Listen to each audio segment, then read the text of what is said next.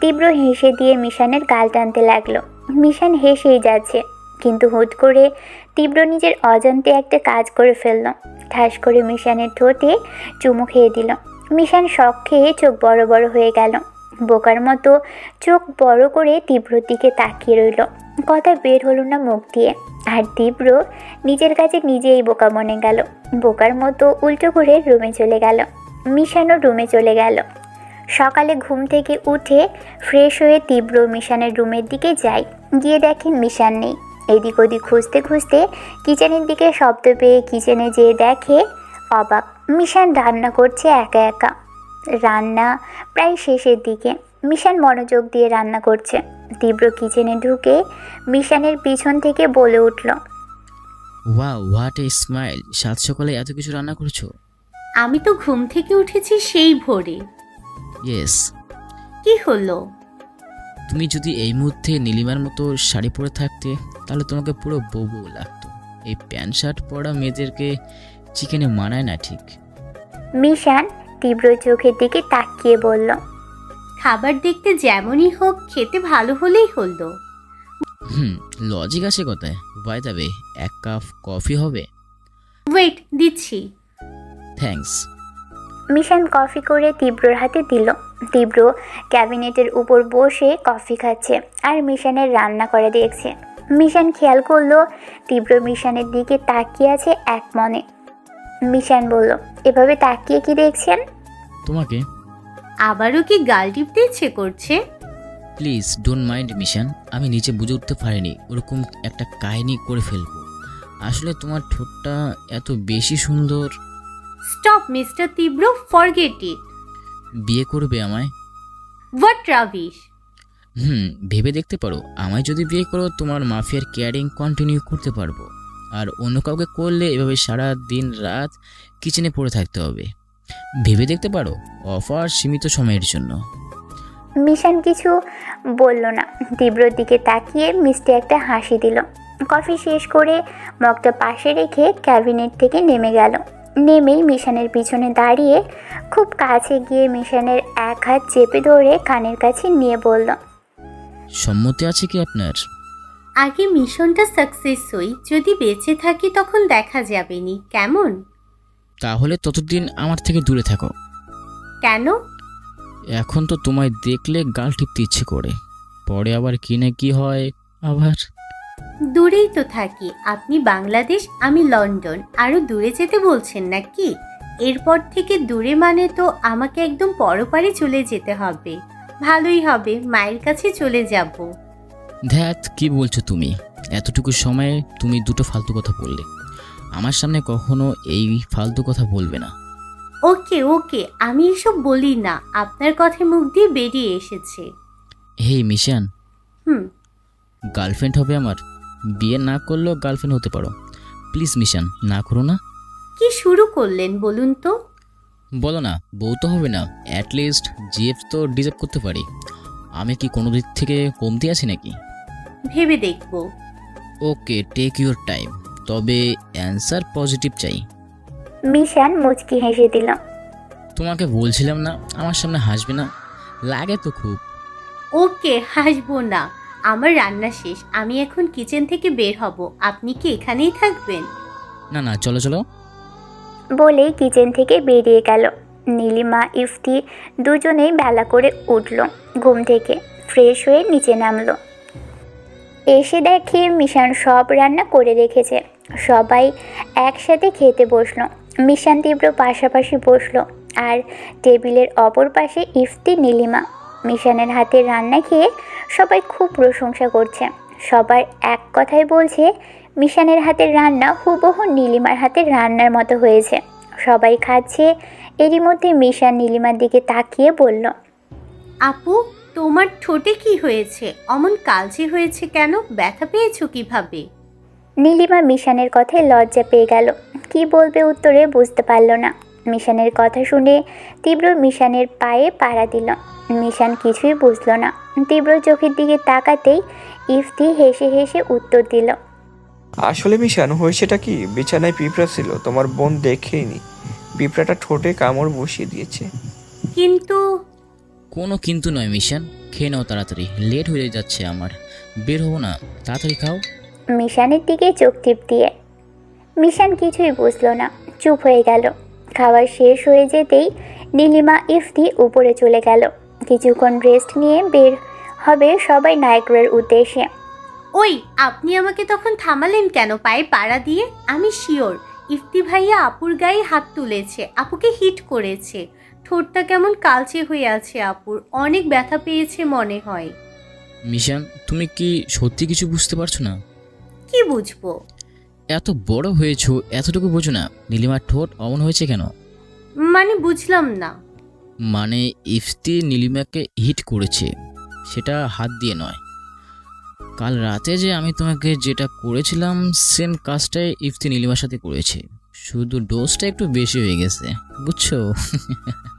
মিশান চুপ করে গেল। তুমি পারমিশন দিলে আমি তোমাকে প্র্যাকটিক্যালি জিনিসটা বোঝাতে পারি। তুমি কি সম্মতি মিশান? একবার বয়ফ্রেন্ড বানানোর চিন্তা করেছিলাম, কিন্তু এখন আপনাকে বয়ফ্রেন্ড বানাবো না। বলেই রুমে চলে গেল। তীব্র মিশনের অবস্থা দেখে হেসে দিল। সবাই গাড়ি নিয়ে বেরিয়ে পড়েছে নায়গ্রা দেখার উদ্দেশ্যে। প্রায় 40 মিনিট জার্নির পর পৌঁছল নায়গ্রা ফলসে। অনেক বেশি সুন্দর একটা দৃশ্য। 3টা ঝর্ণার সমন্বয়ে নায়গ্রা ফলসের সৃষ্টি। একাধারে জল ঢেলে যাচ্ছে নায়গ্রা ফলসে। এদের মধ্যে 2টো ঝর্ণা আমেরিকার সীমান্তে, the American Falls and the Bridal ফেলস ফলস, আর একটি কানাডার সীমান্তে, দ্য হর্সশু ফলস। এদের মধ্যে হর্সশু ফলস সব থেকে বড়। নায়গ্রা জলপ্রপাতের পানির প্রায় 90% এই ফলস থেকেই আসে। একাধারে এই ঝর্ণার পানিগুলো পতিত হয়েছে।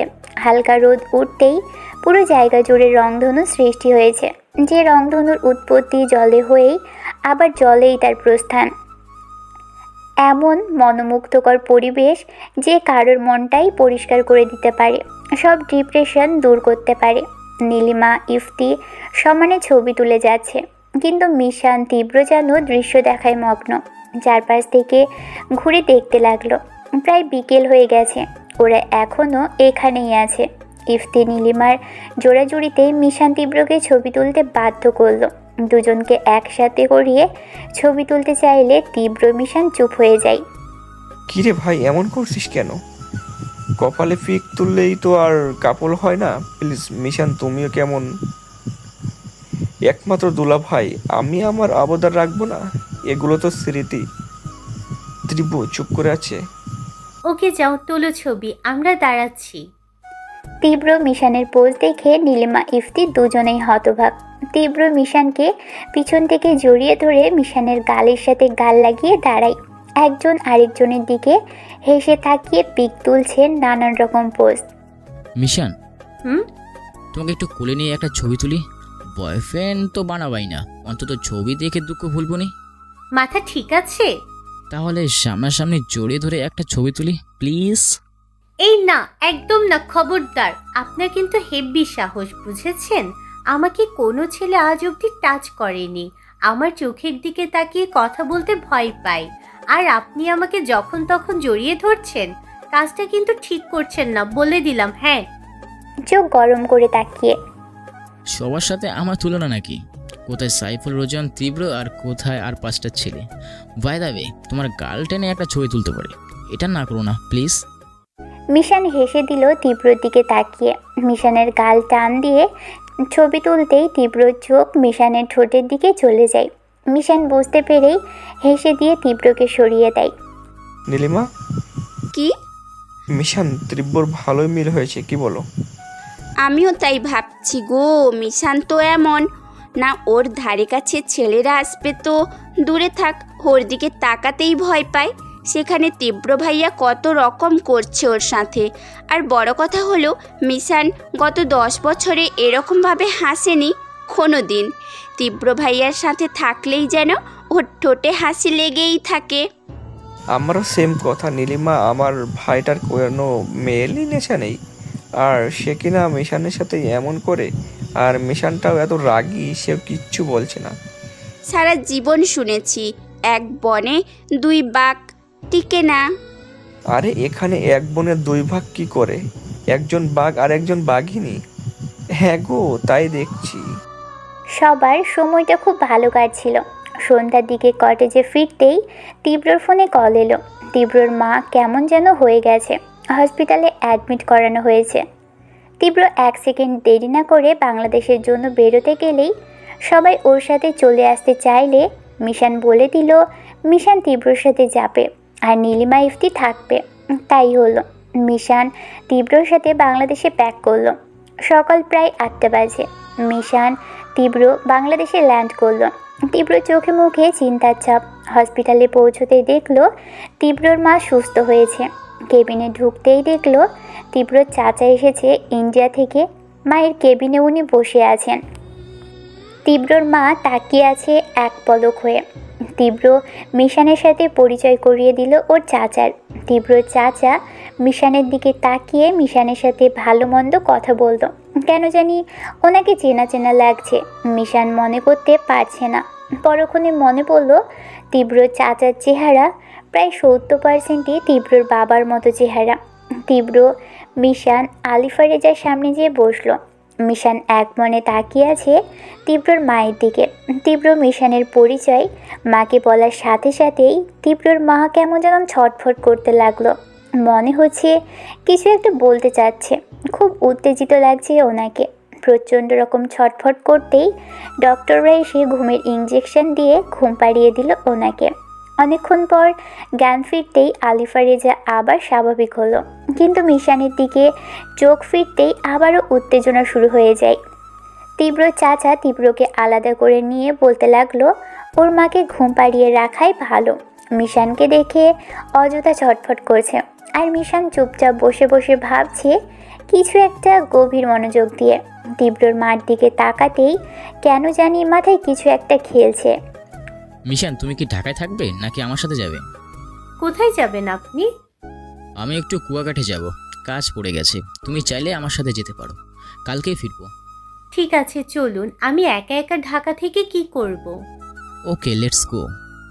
মিশান, তীব্র আর তীব্রর কিছু গার্ড নিয়ে দুপুরে পার্সোনাল ফ্লাইটে রওনা হলো। বিকেলের দিকে কুয়াকাটা পৌঁছলো। একটা হোটেলে উঠলো। ওরা ফ্রেশ হয়ে খাওয়া দাওয়া করে রেস্ট নিচ্ছে। মিশান এরই মধ্যে তীব্র মিশানের রুমে এলো। খারাপ লাগছে মিশান? ওই মাথাটা একটু ব্যথা করছিল, জার্নি সহ্য করতে পারি না। ঠিক আছে, তুমি শুয়ে থাকো, আমি তোমার মাথায় হাত বুলিয়ে দিচ্ছি। আপনি কাজে যাবেন না? একটা ডিল আছে, কিন্তু সেটা রাতে। মিশানের মাথায় হাত বুলিয়ে দিতে দিতে হাত বুলিয়ে দিতে হবে না, পেইন কিলার খেয়ে নিয়েছি আমি, ঠিক হয়ে যাবে একটু পর। সমস্যা নেই, আমি দিচ্ছি। এমনিতে তোমার মাথায় হাত বুলিয়ে দিতে ভালোই লাগে আমার। এমনভাবে বললেন যেন এর আগেও কত শতবার মাথা টিপে দিয়েছেন। হ্যাঁ দিছি তো, পরশু সন্ধ্যায় তোমার মাথায় টিপে দিয়েছি। তুমি ঘুমিয়ে পড়েছিলে, তাও আবার আমার হাত জড়িয়ে ধরে। তাই নাকি? সেজন্যই তো এত ভালো ঘুম হয়েছিল। এই যে আবার হাসলে। এই তোমাকে না কতবার বারণ করেছি আমার সামনে হাসবে না। মিশান মুচকি হেসে দিয়ে তীব্রর কলার চেপে ধরল 2 হাত দিয়ে। তীব্র ড্যাপ ড্যাপ করে তাকিয়ে আছে। মিশান তীব্রকে কাছে টেনে নিল। বয়ফ্রেন্ড হবেন নাকি আমার কিং হবেন? মাফিয়া কুইনের সাথে বয়ফ্রেন্ড মানায় না কিং মানায়? দুজনে মিলে পুরো বিশ্ব রাজ করব। ঘরে ফিরে রোমান্স করব। এখানে আবার রোমান্স কেন? তীব্র কিছু বলল না। ডেভিল স্মাইল দিয়ে মিশানের গাল টেনে দিয়ে ঠোঁটে ছোট্ট করে চুমু খেলো। মিশান লজ্জায় বালিশ দিয়ে মুখ ঢাকলো। রাত প্রায় 10টা বাজে। কুয়াকাটা সি বিচের ধারে একটা জাহাজ এসে দাঁড়ালো। মিশান তো পানি দেখে ভয়ে মরে। মিশান যেতে না চাইলেও তীব্র জোর করে বলে কয়ে জাহাজে ওঠায়। জাহাজে উঠতেই তীব্র মিশান জাহাজের এক কিনারায় দাঁড়ায়। পানির দিকে তাকাতেই প্রচুর ভয় পাচ্ছে মিশান। জাহাজটা একদম সাগরের মাঝ বরাবর চলে গেছে। আকাশের দিকে তাকাতেই সুন্দর চাঁদ লক্ষ্য করলো। জাহাজের রেলিং ধরে দাঁড়িয়ে আছে। ভয়তে এখন কম কম লাগছে। মিশান এক মনে পানির দিকে তাকিয়ে আছে। এরই মধ্যে তীব্র এসে মিশানকে পিছন থেকে জড়িয়ে ধরে মিশানের গালে গাল ঘষতে লাগলো। মিশান বলল, গালটা সরান, আপনার দাড়িতে তার লাগে। ওকে, অ্যাজ এ ইউর উইশ বলে মিশনের গালে একটা চুমু খেলাম। মিশানে কিছু বলল না, চাঁদের দেখা মনে আছে। তীব্র মিশানকে ছেড়ে দাঁড়ালো। মিশান, হুম। সরি। মিশান হালকা এসে পিছনে তীব্রর দিকে ঘুরে বাট ওয়া। পুরোটাই বলার আগেই তীব্র মিশানের বুকের বাঁ পাশে গুলি চালিয়ে দেয়। মিশান পিছনের দিকে পড়ে যেতে নিলেই তীব্র মিশানের হাতটা ধরে ফেলে।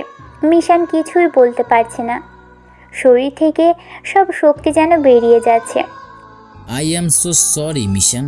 জানি অবাক হচ্ছ তো, বাবার মৃত্যুর প্রতিশোধের জন্য আমি সব কিছুই করতে পারি মিশান।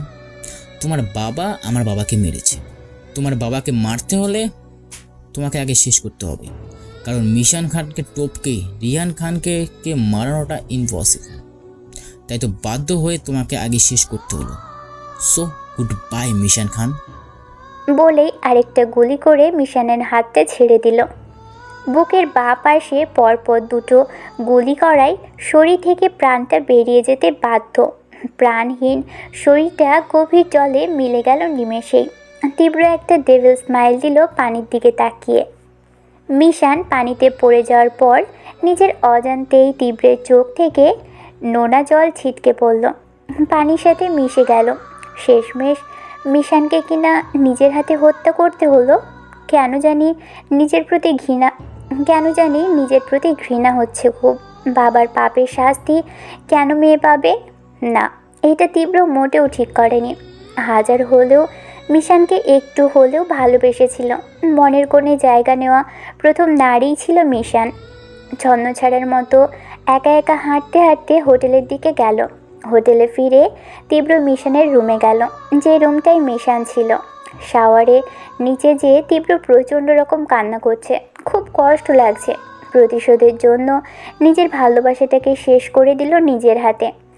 আজ খুব খারাপ লাগছে। তীব্র চিৎকার করে কাঁদলে হয়তো ভালো লাগতো। অনেকক্ষণ ধরে নিজেকে ভিজিয়ে রাখছে। বাথরুম থেকে বের হয়ে রুমে এসে বসলো।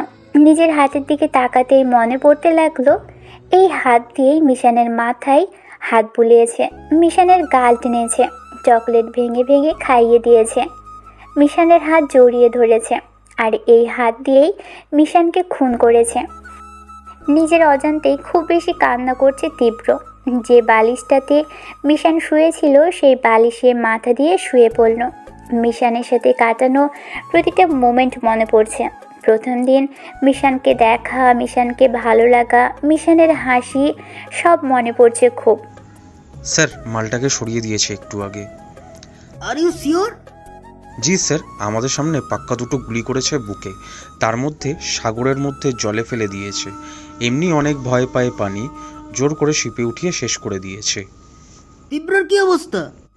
উনি তো ছন্নছড়া হয়ে হোটেলে ফিরলেন, দেখে মনে হচ্ছে নিজের জ্ঞান নিজেই কবজ করেছে, ভেঙে চুরমার হয়ে গেছে। Good, very good. অনেকগুলো বছর পর আজ রাতের ঘুমটা অনেক ভালো হবে আমার। মিশান Khan, the daughter of Ryan খান। এবার আর কোনো ছাড় পাবে না। 10 বছর আগের প্ল্যানে ঘাটতি থাকলেও 10 বছর পরের প্ল্যানিং এ কোনো ঘাটতি নেই। সব সব সব শেষ করে দেব। পরদিন ঢাকাতে ফিরে গেল তীব্র। মায়ের সামনে বসে বসে কান্না করছে খুব। মা জানো, মিশানকে না আমি খুব ভালোবাসি, খুব। ওর বাবা তো আমার বাবাকে শেষ করে দিয়েছে। আমি কেন মিশানকে মারলাম মা? ওর বাবার পাপের শাস্তি কেন আমি মিশানকে দিলাম মা? তোমার ছেলে অনেক খারাপ মা, অনেক। আমি তো মিশানকে বোঝাতে পারতাম মা, ওর বাবাই মেন কালপ্রিট। আমি কেন মিশানকে না বুঝে শেষ করে দিলাম? মিশান যদি জানতো মিশানের মাকে ওর বাবাই মেরেছে, তাহলে তো মিশান ওর বাবাকে ও নিজেই শেষ করে দিত। আমি কেন মিশানকে মারলাম মা? কথায় আছে চোর গেলে বুদ্ধি বাড়ে। তীব্রর হয়েছে সেই অবস্থা। দিনের পর দিন চলে যাচ্ছে। তীব্রটা বড্ড ছন্নছাড়া হয়ে গেছে। মাথার চুলগুলো অগোছালোভাবে বড় হয়ে গেছে, দাড়িগুলো বড় হয়ে গেছে। রাত হলে মিশানের কথা প্রচণ্ড মনে পড়ে। যে তীব্র কখনো মাদক দ্রব্যের দিকে চোখ রাখেনি, সে আজ নেশার সাগরে ডুবে থাকে। রাতভর ড্রিঙ্কস করে সারা দিন বিছানায় পড়ে থাকে। কোনো কাজে মন যাচ্ছে না, কিছুই করতে পারছে না তীব্র। ঠিকমতো খাচ্ছে না, নিজের যত্নও নিচ্ছে না। বাড়ি বসে ড্রিঙ্কস করছে তীব্র। এরই মধ্যে পিছন থেকে কেউ বলে উঠল, oh my God, the mafia king Safwan Reza. Tibro drinks বারে বসে মদ গিলছে। ও মাই গড। পিছনে তাকিয়ে দেখে আলী আজাজ। তুমি এখানে কি করছো? যাও এখান থেকে। যাওয়ার জন্য আসিনি তো, তাহলে? নিজের চোখে তোমার পতন দেখতে এসেছি তীব্র। বলেছিলাম না তোমার ভবিষ্যৎ। হা হা হা।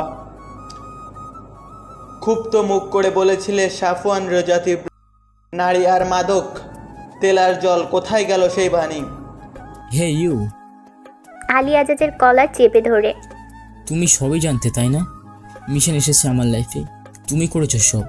শেষ করে দেবো তোমায়, আমি একদম শেষ করে দেবো। তুমি আমার চুলটাও ফেলতে পারবে না তীব্র। হি হা হা হা। ওপার সে সাপ শেঠ হে গুরু। হা হা হা। Just leave me alone. ভাবছি আমি মাফিয়াগিরি ছেড়ে জ্যোতিষীগিরি শুরু করব। এক দেখাই যে সবার ভবিষ্যৎ বলে দিতে পারি। যেমন এখন আবার বলছি, তুমি শেষ হয়ে যাবে তীব্র, একদম শেষ হয়ে যাবে। না থাকবে তোমার কাছের মানুষ, না থাকবে তোমার the top mafia king in Bangladesh নামের প্ল্যাটফর্ম। ইউ আর ফিনিশ তীব্র, জাস্ট ফিনিশ, দাঁতে দাঁত চেপে। দিনের পর দিন কেটে যাচ্ছে, আর তীব্র দিন দিন যেন ডুবে যাচ্ছে নেশার সাগরে। কোনো কিছুতেই তার মন নেই। খুব পস্তাচ্ছে তীব্র, খুব। এভাবেই কেটে গেল মাস। সো নেক্সট প্ল্যান কি? সাফওয়ান রেজা তীব্রর কোনো অস্তিত্বই থাকবে না। আমির রেজার নামের সাথে সাথে সাফওয়ান রেজার নাম মুছে যাবে বাংলাদেশ থেকে। 10 বছর আগের কিছু অঙ্কের ভুল আজ 10 বছর পর মিটিয়ে নেব। মাধুরী নামের সাথে মিশান খানের নামটাও মিশে গেছে। এখন রাজত্ব রায়ান খানের। So now what you do now? তুরুপের তাস এখন একটাই। কার কথা বলছো?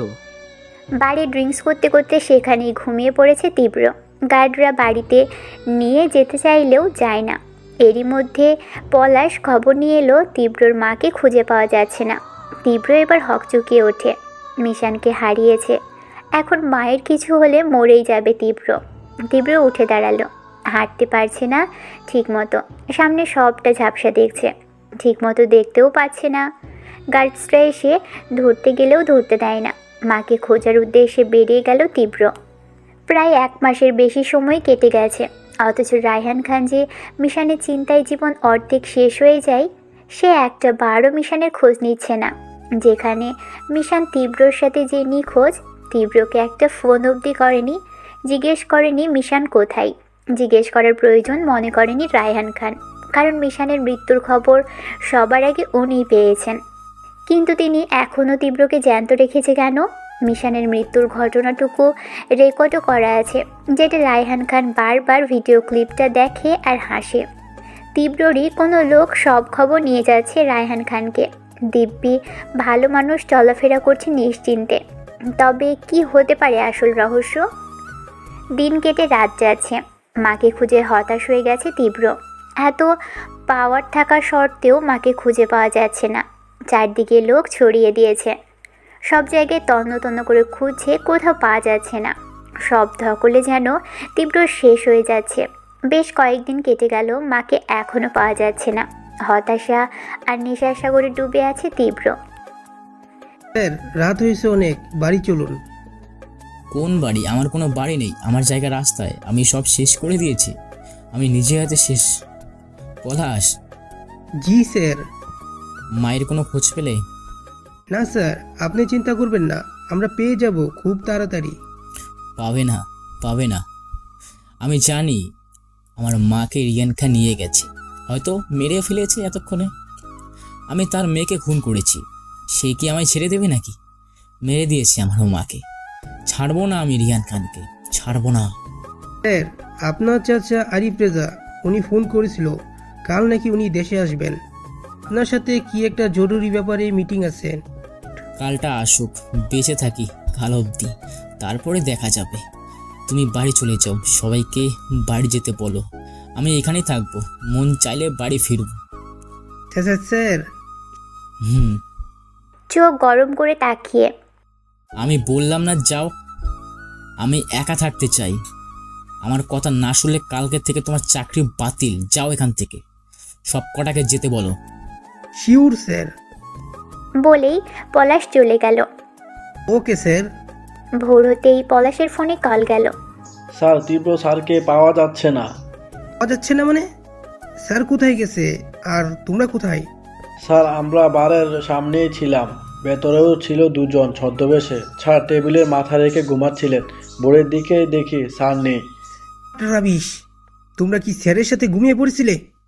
নো স্যার, আমরা জেগেছিলাম। তাহলে স্যার কি ম্যাজিক জানে হাওয়া হয়ে যাবে? স্যার, আমরা তো বাইরে ছিলাম, কি করে বলবো কিভাবে কি হয়েছে? টাপ, একটা কাজও ঠিক মতো করতে পারো না। কি দেখে তোমাদের কাজে রেখেছেন? এখন কি করি? কাকে সেরে কাকে খুঁজবো? একদিকে স্যার, আরেক দিকে স্যারের মা। আল্লাহ, পথ দেখাও। স্যার, কি করব এখন তাহলে? স্যার বাড়িতেও যায়নি, আশেপাশে কোথাও নেই, আর স্যারের গাড়িটাও এখানে আছে। ফোন রাখো, দেখছি কি করা যায়। আশেপাশে হাওয়াতে লোক ছাড়া এরা হয়তো রাস্তায় কোথাও পড়ে আছে। চোখটা প্রচণ্ড মাপের জ্বালা পোড়া করছে, তাকাতে পারছে না ঠিক মতো। লেগে আসছে চোখের নিচের পাপড়ির সাথে উপরের পাপড়ি। অনেক কষ্টে চোখ খোলার পর সবটা ঝাপসা দেখছে। আস্তে আস্তে ঝাপসা চোখ থেকে এরই মধ্যে অনুভব করলো তীব্র ওর হাত পা কোনো কিছুর সাথে লাগানো। খেয়াল করতেই দেখে ওর হাত পা একটা চেয়ারে বাঁধা। সামনে কালো মিচমিচে দুটো লম্বা চওড়া লোক। ঘরটা অনেকটা অন্ধকার, ঠিক মতো তেমন কিছু দেখাও যাচ্ছে না। লোক দুটোর চেহারাও স্পষ্ট দেখা যাচ্ছে না। তীব্রর গায়ে জোর নেই, হাত পা নাড়ানোর মতো। নেশা করে শরীরের সবটুকু শক্তি যেন চলে গেছে। মাথাটা প্রচণ্ড রকম ব্যথা করছে। এরই মধ্যে দেখতে পেল দুজন লোক একটা দরজা খুলল। দরজা খুলতেই যেন খক করে আলো ঢুকছে এমন মনে হচ্ছে, কিন্তু আলোটুকু দরজাতেই সীমাবদ্ধ। ঘরে এক ফোঁটা আলো প্রবেশ করছে না। সেই আলোর মধ্যে একটা ছায়ার মতো কিছু পড়ল, যে ছায়াটা তীব্রর দিকে একটু একটু করে এগিয়ে আসছে। একটা মানুষের ছায়া বোঝা যাচ্ছে, আর একটা খটখট আওয়াজ পাওয়া যাচ্ছে, যেটা সম্ভবত জুতোর। আর একজন লোক তীব্রর সামনে একটা চেয়ার রাখলো। কি হচ্ছে তীব্র কিছুই বুঝতে পারছে না। একেতে ঘর অন্ধকার, তার মধ্যে চোখে সবটা ঝাপসা দেখছে। সব মিলিয়ে মাথা আরও গুলিয়ে যাচ্ছে। তীব্র চোখটা বন্ধ করে মাথা ঝাঁকিয়ে আবার চোখ খুলতেই অবাক, ভূত দেখার মতো তাকিয়ে আছে। দুজন মানুষের ফোন আলাপ। আলী আজাজ, প্ল্যানটা কিন্তু জব্বর কষা ছিল। নিজেরও ভাবতে অবাক লাগছে, কাঁটা দিয়েই কাঁটা তুলেছি আমি এত সহজেই। ঠিক সময় যদি খবরটা না পেতাম তাহলে অনেক লস হয়ে যেত, বুঝলে? তীব্রতা কত সহজেই টোপ গিলে নিয়েছিল, ভাবতেই অবাক লাগছে। হ্যাঁ স্যার, আপনার বুদ্ধির কোনো তুলনা হয় না। তীব্রর মতো একটা ঠান্ডা মাথার ভিলেনকে আপনি এত সহজেই ঠান্ডা মাথায় নিরাশ করলেন। সাপও মরেছে, লাঠিও ভেঙছে না। মিশান খান তীব্রর মতো এতটা জায়গা করে নিয়েছিল যে মিশনের মৃত্যু সাফওয়ান রেজা তীব্রকে এতটা ভেঙে দিল, বাবার মৃত্যুর প্রতিশোধটা নেওয়ার কথা ভুলে মদের প্রতি ডুবে থাকে। সেদিন যদি মিশন তীব্রর সাথে বাংলাদেশে না যেত তাহলে প্ল্যানিংটা এত তাড়াতাড়ি সাকসেস হতো না। উপরওয়ালা যা করেন ভালোর জন্যই করেন। আমার এত বছরের স্বপ্ন পূরণ হবে অতি শীঘ্রই। স্যার, একটা বাধা কিন্তু থেকেই যায়। আলিফা রেজাকেও আপনার 10 বছর আগেই শেষ করে দেওয়া উচিত ছিল। যদি কোনো দিন এই মহিলা সুস্থ হয় তাহলে তো সবই সত্যি ফাঁস হয়ে যাবে। আরে ধুর, কি বলো? ওই মহিলা তো জীবিত লাশ, বাঁচবেই আর কয়েক মাস। তার মধ্যে যদি ওই মহিলাকে মেরে দিতাম তাহলে তো তীব্র সত্যিকারের বাঘ হয়ে যেত। ওর হিংস্রতা আরো বেশি দ্বিগুণ হয়ে যেত। যা করেছি সবটা ভেবেচিন্তে ঠান্ডা মাথায় করেছি, বুঝলে? একটা লম্বা শুকনা মেয়ে, ব্ল্যাক কালারের শার্ট, ব্ল্যাক কালারের প্যান্ট, ব্ল্যাক কালারের সানগ্লাস পরা, ঠোঁটে ডেবল স্মাইল নিয়ে বলল, হ্যালো মিস্টার তীব্র। চেয়ারে পা তুলে বসে। তুমি? অবাক হচ্ছেন? এটা কে? কি করে সম্ভব? এটা কি মিশনের আত্মা নাকি মিশনের টুইন? কোনটা? সানগ্লাস খুলে হাতে নিয়ে কি বলছো তুমি? কে তুমি? বড় বড় শ্বাস নিয়ে চোখ বড় করে। ইয়া মিস্টার তীব্র, সেটাই আমি বলছি। কুল মিস্টার তীব্র, কুল। তার আগে এটা খেয়ে নিন। বলেই একটা গ্লাস তীব্রের সামনে ধরল। কি এটা? বিষ, এটাই নিন, খান খান। বলেই তীব্রের মুখে চেপে ধরল গ্লাস। তীব্রের মুখে দিতেই বুঝলো এটা লেবুর শরবত। Now come to the point mister Tibro. 16 বছর বয়সে দুটো গুলি যেখানে মিশান খানকে কিছু করতে পারেনি, সেখানে 26 বছর বয়সে ওই দুটো গুলি মিশানকে শেষ করবে। What a joke! Yeah mister Tibro, I am the mafia queen Mishan Khan, the daughter of London king Ryan Khan. একদম তীব্রর সামনে মুখ নিয়ে পড়ল। তীব্র জিজ্ঞাসু দৃষ্টিতে তাকাতেই ওয়েট মিস্টার তীব্র, আপনাকে কোনো প্রশ্ন করতে হবে না। আপনার সব প্রশ্নের উত্তর আমার কাছে। আমি বলছি, আপনি শুনুন কেমন? তার আগে এটা জেনে রাখুন, আপনি অনেক লাকি, জানেন তো? যেখানে মিশান খানের চোখের দিকে চোখ গরম করে তাকালে তার শাস্তি মৃত্যুদণ্ড দেয়, সেখানে আপনি এখনো আমার সামনে জীবিত আছেন। You are very lucky guy, you are very lucky. Dad সবসময় বলে কিছু প্রশ্নের উত্তরের জন্য কিছু পাপীকে বাঁচিয়ে রেখে দিতে হয়। কোনোদিন কথাটা মানিনি, তবে আজ সেই কথাটা মানব, কিন্তু একটু অন্যরকম ভাবে। শেষ করে দিব তিলে তিলে, শেষ করে দেব। মিশান খানের বুকের উপর গুলি চালানোর শাস্তি কতটা ভয়ানক হবে তার আইডিয়া মিশান খানেরও জানা নেই মিস্টার তীব্র। মাকে তুমি কিডন্যাপ করছো মিশন, তাই না মিশন? আমার মার যদি কিছু হয়, ছাড়বো না তোমাদের বাপ বেটিকে। কি করবেন শুনি? কি করতে পারবেন আপনি? আমিও দেখি একটু। তার আগে আমার হাত থেকে বেঁচে দেখান। মিশন, তুমি ভুল করছো। তোমার বাবাই মেন কালপিট। তোমার মাকে তোমার বাবাই খুন করেছে, সাথে আমার বাবাকেও। আমি জানি আমি তোমাকে শুট করে ভুল করছি, কিন্তু একই ভুল তুমি করো না। ও রিয়েলি? রায়ান খান মেন কালপ্রিট? তাহলে তো মিশান খানও মেন কালপ্রিট। রায়ান খানের ব্লাড আমার শরীরে। অবাক হচ্ছেন? মিশান খান রাগের মাথায়ও যদি কিছু করে সেটা একদম ঠিক করে। আপনার মাকে আমি নিজের হাতে শেষ করব, আমার বাবা শত্রুকে শেষ করব, তারপর মিশান খানের মানে আপনাকে। সো আপাতত আপনাকে আমি ছেড়ে দিলাম। মিশন, প্রস্তাবে তুমি খুব বলে দিলাম। সাফওয়ান রোজা তীব্রকে তুমি চেনো না। আমার মায়ের যদি কিছু হয়, তার আগে নিজের হাতে পায়ের বাঁধনটা তো ছাড়ান মিস্টার সাফওয়ান রেজা তীব্র। তীব্রর রাগে দাঁত কিরমির করছে। মিশানি আসলে মেইন ভিলেন, এইটা ভেবেই মাথার মগজ চক্কর দিচ্ছে। তীব্রের মাকে কিডন্যাপ মিশান করেছে শুনে মিশানের জন্য ভিতরে থাকা জায়গায় সবটুকু ঘৃণায় পরিণত হয়ে গেছে। এতক্ষণে মনে হচ্ছে মিশানকে মারার চেষ্টাটা ভুল ছিল না, ওর মরে যাওয়াটাই সব থেকে প্রয়োজন ছিল। কিন্তু ও বেঁচে ফেলল কীভাবে? বুকের বাঁ পাশে গুলি, জলে ফেলে দেওয়ার সব মিলিয়ে মরে ভূত হয়ে যাওয়ার কথা, কিন্তু কি করে সম্ভব এটা? তীব্রর একমাত্র দুর্বলতা ওর মা। মায়ের কিছু হলে বেঁচে থাকার কোনো প্রশ্নই আসে না। দাঁত কিরমির করে লাভ নেই মিস্টার তীব্র।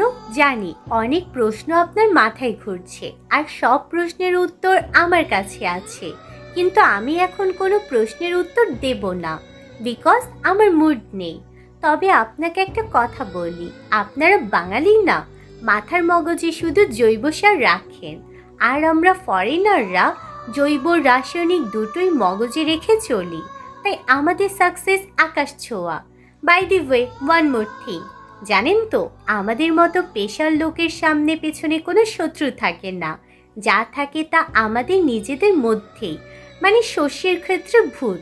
আর আপনি কি ভাবেন হাতে রিভলভার আর পাওয়ার নিয়ে চললে মাফিয়া কিং হওয়া যায়? আপনার ধারণা ভুল মিস্টার তীব্র। কম্পিউটার সায়েন্স পড়ে আপনার মাথা কম্পিউটারের মতোই কাজ করে, মানুষের মতো না। মানুষ কম্পিউটারের থেকেও ব্রিলিয়ান্ট।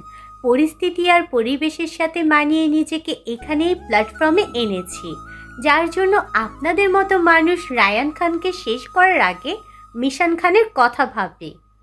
সো ভাবেন আপনার শস্যের ক্ষেত্রে ভূতটা কে? গুড বাই মিস্টার তীব্র, আবার আসবো আপনার সাথে মিট করতে। বলেই মিশান উঠে দাঁড়ালো। সানগ্লাস চোখে দিয়ে পিছন ঘুরে যেতেই আবার তীব্রের দিকে ফিরল আর বলল, ও মিস্টার তীব্র, আপনি হয়তো একটা কথা সব থেকে বেশি ভাবছেন, আমি বেঁচে ফিরলাম কিভাবে, তাই তো? মিশান খান বিভিন্ন পরিস্থিতিতে বিভিন্ন রূপে অবতরণ করে। এই বিশাল গোলকধাঁধায় মিশানের কোনো দুর্বলতা নেই। আমাকে মারার প্ল্যানটা অনেক কাঁচা ছিল। যা বুঝলাম আপনি মিশান খানকে চেনেন, মাফিয়া কুইন মিশান খানকে চেনেন না। একটা রুমে বসে আছে মিশান। খুব বেশি ক্লান্ত লাগছে শরীর। এরই মধ্যে রুমের দরজায় কারো নক পড়ল। মিশান পারমিশন দিল রুমে ঢোকার। রায়হান খান এসেছে। মিশন বাবা, are you all right? Yeah dad, I'm okay. শরীরের এমন অবস্থা, এই সময় তোমার বের হওয়া ঠিক হয়নি বাবা। একটু রেস্ট নিয়ে সুস্থ হও আগে। ড্যাড, পুরো একটা মাস আমি বেড রেস্টে ছিলাম, তুমি আমায় আরো রেস্ট নিতে বলছো? বাবার চোখের দিকে তাকিয়ে, হ্যাঁ রেস্ট নেবে। তুমি এখন সুস্থ হও নি মিশন। এত কেয়ার আর ভালোবাসা ঠিক না ড্যাড, আগে থেকে শক্ত হও। হুট করেই দেখবে তোমার মেয়েটা আর নেই। একটা বড় শ্বাস নিয়ে, মিশন, আরেকটা বাজে কথা না। পুরো 1 মাস ধরে তুমি এই বাজে কথাটা বলেছ। এক কথা বারবার সহ্য হয় না। ভালো লাগে না ড্যাড, আম ফেড আপ ড্যাড। এই পাপের দুনিয়ায় আর বাঁচতে ইচ্ছে করছে না। মিশন বেটা, হুম। ত্রিবড় জন্য মন খারাপ করছে। নো ড্যাড, ওই থার্ড ক্লাস রাস্কেলটার জন্য আমি মন খারাপ করব কেন? ত্রিবড় কোনো দোষই নেই। তুমি ভিডিও ক্লিপটা দেখলে না? তুমি পানিতে পড়ে যাওয়ার পর ও কী রকম কান্না করেছিল। রাগের মাথায় ও তোমাকে মারার চেষ্টা করেছে ঠিকই, কিন্তু ও তোমায় ভালোবাসে অনেক। এই ভুল ত্রিবড় সেকেন্ড টাইম করবে না। ও তোমায় হারিয়েছে, বুঝেছে তোমায় কতটা ভালোবাসে। ড্যাড, এরকম ইমোশনাল মাইন্ড নিয়ে তুমি চলো বলেই আমার মাকে হারিয়েছো। একটুতেই মানুষকে বিশ্বাস করা তোমার ব্যাড হ্যাবিট একটা। আচ্ছা তুমি বলো তো, তোমাকে এই মাফিয়া স্টেজে কে জায়গা দিয়েছে বলো তো? 10 বছর আগে তোমার মাকে হারিয়েছি। আমার একটা ভুলের জন্য, যে ভুলটা আমি দ্বিতীয়বার করিনি। 10 বছর আগে মাধুরীর মেয়ে মিশন মরে গেলেও 10 বছর পরে একই ভুল করে রায়ান খানের মেয়ে মিশন খানকে হারাতে দেয়নি। Because Mishan Khan is the daughter of Ryan Khan. Dad, yeah বেটা। আমার না এই মুহূর্তে তোমাকে একদম সহ্য হচ্ছে না। আমাকে একটু একা থাকতে দাও, একা থাকতে চাচ্ছি। পাগলি মেয়ে আমার। ওকে, টেক রেস্ট বেটা। আর পেন ড্রাইভটা এনেছো? ও হ্যাঁ, এই নাও, এইটাতে সব আছে। ওকে যাও। আর শোনো, বলো। তীব্রর মার কি অবস্থা? ডক্টর এখনো সিউরিটি দিতে পারছে না। ওকে যাও তাহলে, আর খবর নিয়ে দেখো ওই বাঙালি গণেশ খেয়েছে কিনা। কে বাঙালি গণেশ? সাফওয়ান রেজা তীব্র। মিশানের কথায় রায়হান খান হেসে দিল। ড্যাড, তীব্রকে কোথাও পাওয়া যাচ্ছে না। হোয়াট? ইয়াহ ড্যাড, ও বাড়ি ছিল, ভোর হতে গিয়েও আর খবর বলতে পারছে না। আশেপাশে সব জায়গায় খোঁজ হচ্ছে, পুরো ঢাকা শহর তন্ন তন্ন, কোথাও হসপিটালেও নেই ড্যাড। গর্ধব কোথাকার, একটা কাজও ঠিকমতো করতে পারে না। তীরে এসে তরিটা দিলে তো ডুবিয়ে। ড্যাড, আমার দিক থেকে আমি 100% অ্যাক্টিভ ছিলাম ড্যাড। Just shut up. আমার সব স্বপ্ন পূরণ হতে যাচ্ছিল, সব শেষ হয়ে গেল। 24 ঘন্টার মধ্যে যদি তীব্রকে না পাও, তাহলে আমি ভুলে যাব তুমি আমার ছেলে। ড্যাড, আমি দেখছি, তুমি শান্ত হও dad. Just shut off your mouth. আমি এখন একটা নিউজে শুনতে চাই, তাছাড়া আমায় কল করবে না। 1 মাস আগের ফ্ল্যাশব্যাক।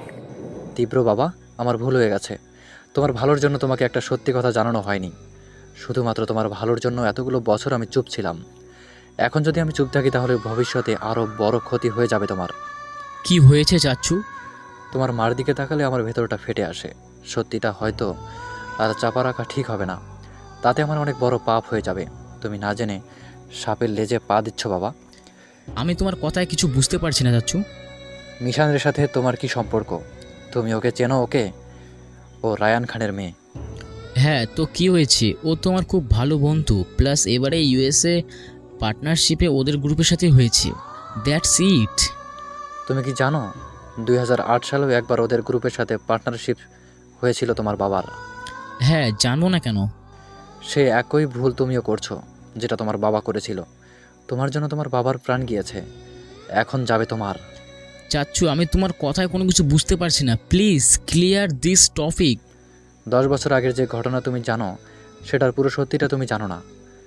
একটাবার ভেবে দেখেছো সেদিন সবাই নিহত হয়েছিল, অথচ রায়ান খান অক্ষত ছিল, তার কিচ্ছুটা হয়নি। অথচ রায়ান খানের স্ত্রী, তোমার বাবা, এদের সবাইকে মরতে হয়েছে। কি বলতে চাইছো তুমি? তোমার বাবা সেদিনও আমাকে কক্সবাজার যেতে বলেছিল, আমিও গিয়েছিলাম, কিন্তু আমার কক্সবাজার পৌঁছাতে দেরি হয়ে গিয়েছিল। আর আমার লেট হওয়াটাই যে এত বড় ক্ষতির কারণ হবে জানা ছিল না। হ্যাঁ তীব্র, তোমার বাবার খুনি রায়ান খান। রায়ান খান তোমার বাবাকে মেরেছে। আমি তাদের কাছে যেতে যেতেই দেখি রায়ান খান হাতে রিভলভার নিয়ে বের হচ্ছে, তার হাতটা রক্তাক্ত। আমাকে সে চিন্তা না বলে আমাকে কিছু করতে পারেনি, কিন্তু আমি ভিতরে যেয়ে দেখি সব তছনছ হয়ে গেছে।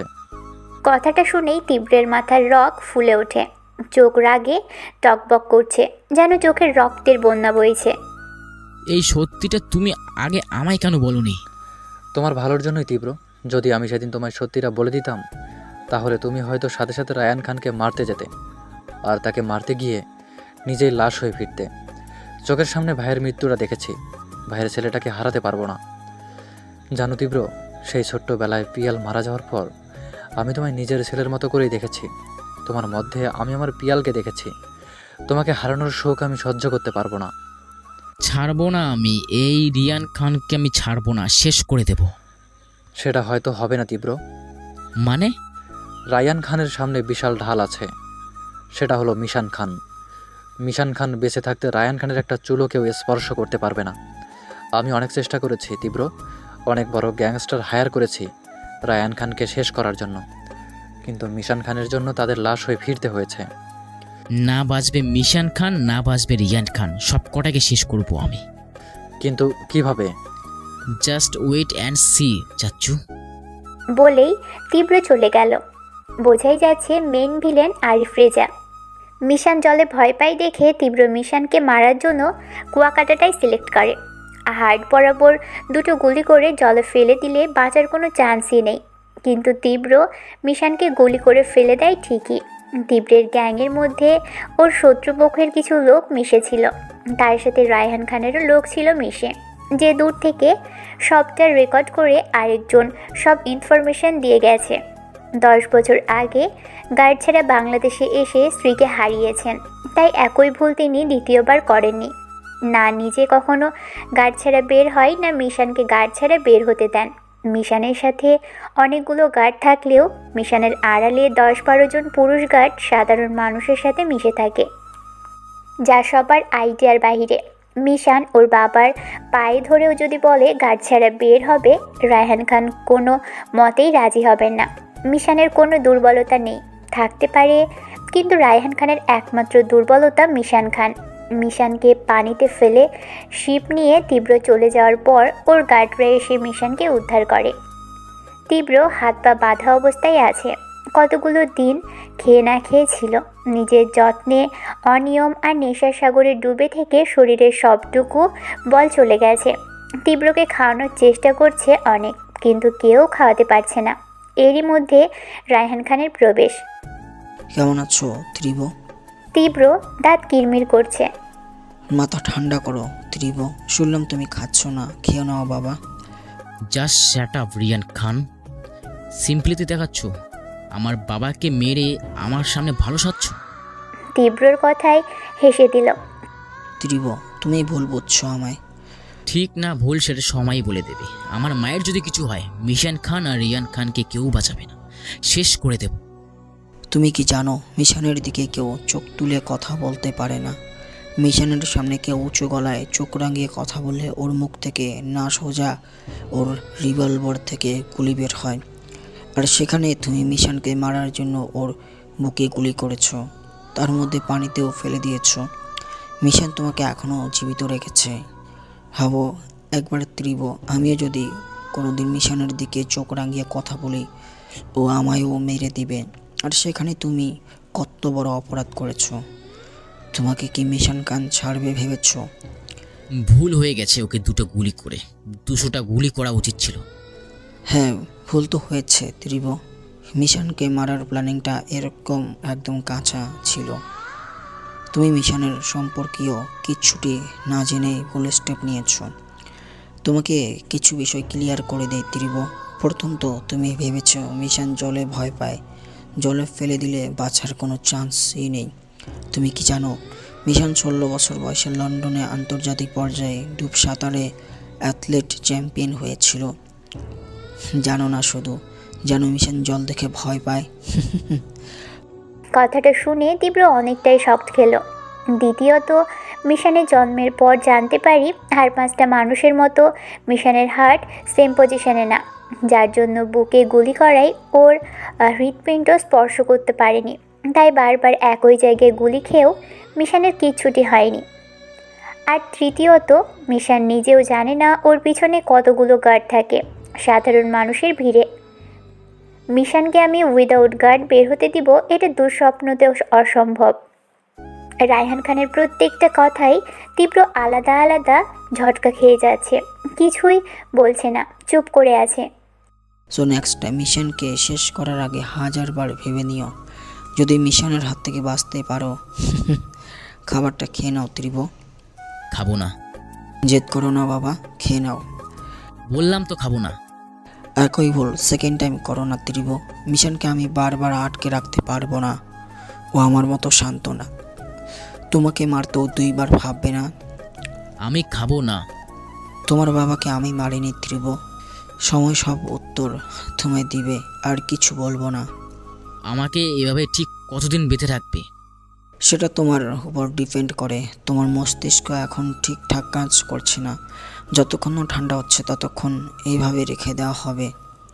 বলে 1 সেকেন্ডও লেট না করে চলে গেল। রায়হান খান মিশনকে কল করলো। ইয়া ড্যাড, বলো। তোমার ত্রিব খাচ্ছে না, বাচ্চাদের মতো জেদ চেপে আছে। যদি পারো গিয়ে খাইয়ে আসো। 1 সেকেন্ড ড্যাড, কি বললে তুমি? আমার তীব্র মানে? এই মানে বাবা। মিশন আমতা আমতা করে। নেক্সট টাইম এরকম জোক আমার সাথে করবে না। তুমি হয়তো নতুন জানো না ড্যাড, আমার ইয়ার কি পছন্দ না। ওকে বেটা, ওটা হবে না। তুমি পারলে দেখো ওকে খাওয়াতে পারো কি না। কেন? ও কি বাচ্চা যে খাচ্ছে না, জেদ করছে? হ্যাঁ, সেই রকমটাই মনে হচ্ছে। তুমি বরং দেখো খাওয়াতে পারো কি না। আমি একটু হসপিটালে যাচ্ছি, কি অবস্থা দেখে আসি। ঠিক আছে, যাও, দেখছি। ফোনটা রেখেই মিশন রাগে দাঁত কিরমির করছে। শালা, খাবি না আবার? সার্কাস শুরু করেছিস? দেখাচ্ছি তোকে খেলা। মনে মনে মিশন এসব বলছিল। কথাই আছে, চোরের উপর রাগ করে মাটিতে বসে ভাত খেয়ে লাভ নেই। এক হাতে চামচ, আরেক হাতে খাবারের প্লেট নিয়ে তীব্রর সামনে বসে। আগে তোমাকে শেষ করব, তারপর খাবো। নাক ফুলিয়ে রাগে ফুঁসে বলছে। আমাকে মারতে হলেও গায়ে জোর, মাথায় ব্রেন, আরও অনেক কিছুই লাগবে। কী করে মারবেন আপনি আমায় বলুন তো? আপনার গায়ে তো 1 ফুটও জোর নেই, তার মধ্যে হাত পা বাঁধা। ব্রেন তো কোনো কালেই ছিল না, গায়ের জোরটা যথেষ্ট ছিল। কিন্তু এই মুহূর্তে আপনার চার্জ 0। নিন, খেয়ে নিন, তারপর আমার সাথে ফাইট করুন। বলেই তীব্রর সামনে খাবার ধরল। তীব্র চুপ করে আছে, কিছু বলছে না। কি হলো, নিন। বলেই মিশন তীব্রর মুখে খাবার তুলে দিল। তীব্র চুপচাপ খেয়ে নিচ্ছে, কোনো কথা বাড়াচ্ছে না। সত্যি বলতে তীব্ররও প্রচণ্ড ক্ষুধা পেয়েছিল, কিন্তু রাগ দেখিয়ে জেদ করে বসেছিল। ভাগ্যটা কত ভালো আপনার মিস্টার তীব্র। কোথায় আপনাকে মেরে জলে ভাসিয়ে দেওয়ার কথা, সেখানে আমি আপনাকে কত যত্ন করে খাওয়াচ্ছি। আমি কখনো কাউকে ওয়ার্নিংও দেই না, সোজা পানিশমেন্ট। আর মিশনের কাছে পানিশমেন্ট মানে জান কবজ। বাই দি ওয়ে, আপনি এত বুদ্ধিমান হয়েও কি এত বোকার মতো কাজ করলেন? তীব্র চোখ বড় বড় করে তাকিয়ে আছে। ওকে ওকে, বুঝলাম সব। একটা ভুল সারা জীবনের কান্না, জানেন তো? আপনার একটা ভুলের জন্য আপনার মাকে হারাতে যাচ্ছেন, আর সারা জীবন কান্না করে ভাসাবেন। ছাড়বো না তোমায় আমি মিশন, তোমার প্রত্যেকটা অপমানের শোধ আমি নেব কোড়ায় কামড়ায়। মিশনের ফোনে কল এলো। রিসিভ করার সাথে সাথেই মিশন বেরিয়ে গেল। Doctor, how is she now? Her chance of recovery are 80%. হাসি মুখ নিয়ে thanks God. Okay doctor, you carry on. Okay, see you later Mishan. Hmm. Doctor বলেছিল আর কিছুদিন লেট হলেও ওনার সুস্থ হওয়ার কোনো সম্ভাবনাই ছিল না। কোমা থেকে ফেরার পর ওনাকে এমন ওষুধ দেওয়া হয়েছে যেটার জন্য এতগুলো বছর উনি প্যারালাইজড হয়েছিলেন। তীব্রর কোনো দোষই নেই, কোনো সাপোর্টস ছিল না, একা একা এত দূর এসেছে। ও এটাই ভাগ্যের ব্যাপার। ওর পেছনে এত শত্রু আর ও জানেই না। খুব তো গলা উঁচু করে বলে মাকে ভালোবাসে, মায়ের যে এই হাল একটাবার খবর নেবেন না? কি ওষুধ খাওয়াচ্ছে, কি ইনজেকশন দিচ্ছে, কে করছে, এসব দেখবে না? শালা জানেই না ওর মায়ের সাথে এমন হচ্ছে। Mission, are you sure Arif Rezai সব করেছে? ড্যাড, সেদিন আমি যে লোকটার হাতে ঠিক যেভাবে ছুরি দিয়ে আঘাত করেছিলাম, ঠিক সে অ্যাঙ্গেলে এই আরিফ রেজার হাতের মধ্যে কাটা। আমি 99% শিওর ড্যাড, ওই লোকটা আরিফ রেজাই ছিল। বাকি 1% শিওর হব তীব্রর মায়ের থেকে। আমার শুধু এইটুকুই হবে, উনি একটা প্রশ্নের উত্তর দিলে আমি মাঠে নেমে যাব। সব খেলার শেষ, লীলার অবসান হবে। আমাদের ডক্টররা অ্যাক্টিভ আছে 100%। ওনারা সাধ্যর মতো চেষ্টা করছে, বাকিটা উপরওয়ালার ভরসা। এদিকে প্রচণ্ড রাগ নিয়ে ইন্ডিয়া থেকে বাংলাদেশে এসেছেন আরিফ রেজা। সামনে আলী আজাদ আর প্রীতম, আরও কিছু লোক দাঁড়িয়ে আছে। তোমাদের একটা কাজ দিয়েছি, সেটা হলো তীব্রকে দেখে রাখা। ও আমার সোনার ডিম পাড়া হাঁস, ওকে না পেলে তো আমার সব সব স্বপ্ন ভেঙে যাবে। একটা কাজ কেউ করতে পারলে না। ড্যাড, আমরা 100% অ্যাক্টিভ ছিলাম, কোথাও নেই। আর এই ঢাকা শহর কেন, এই 24 ঘন্টায় পুরো বাংলাদেশে খোঁজ লাগিয়ে পাওয়া যাচ্ছে না। কোনো স্টেট, গলি, হসপিটাল, কিচ্ছু বাহিনী বাদ রাখিনি, কোথাও নেই। Just shut up. তোমার মুখে আর একটা কথাও আমি শুনতে চাই না। আমার হাল ড্রিম স্পয়েল করেছো তুমি। স্যার, কেন তবে তীব্র আর ওর মাকে রায়হান খান তুলে নিয়ে নেয়নি তো? কথাটা ফেলে দেওয়ার মতো না, এটা তো মাথায় আসেনি। কিন্তু কিভাবে শিওর হব? রায়ান খানের সব কটা লোকই খাসা 2 নম্বরই করে না কেউ, কিভাবে জানবো? স্যার, একটু ভাবার সময় দিন। টেনশনে মাথা কাজ করছে। মিশনের কিভাবে কি করা যায় মাথা একদমই কাজ করছে না। তীব্রর মায়ের সুস্থ হওয়াটা অনেক বেশি জরুরি। সেদিন হসপিটালে তীব্র চাচাকে দেখার পর থেকেই ভিতরটা তোলপাড় হয়ে যাচ্ছে। হিসেব মিলেও মিলছে না। যতদূর মনে পড়ে সেই দিন সেই লোকটার চোখের মতোই চোখ আরিফ রেজার। হাতে ছুরি দিয়ে আঘাত ঠিক যে অ্যাঙ্গেলে দিয়েছিল, দাগটা ঠিক সেই অ্যাঙ্গেলেই দেখা গেল। চোখ বন্ধ করে ইজি চেয়ারে বসে একমনে ভাবছে আর মনে করার চেষ্টা করছে। এরই মধ্যে জেসির নক পড়ল রুমে। হাতে জুসের গ্লাস নিয়ে মিশানের সামনে গিয়ে দাঁড়ালো।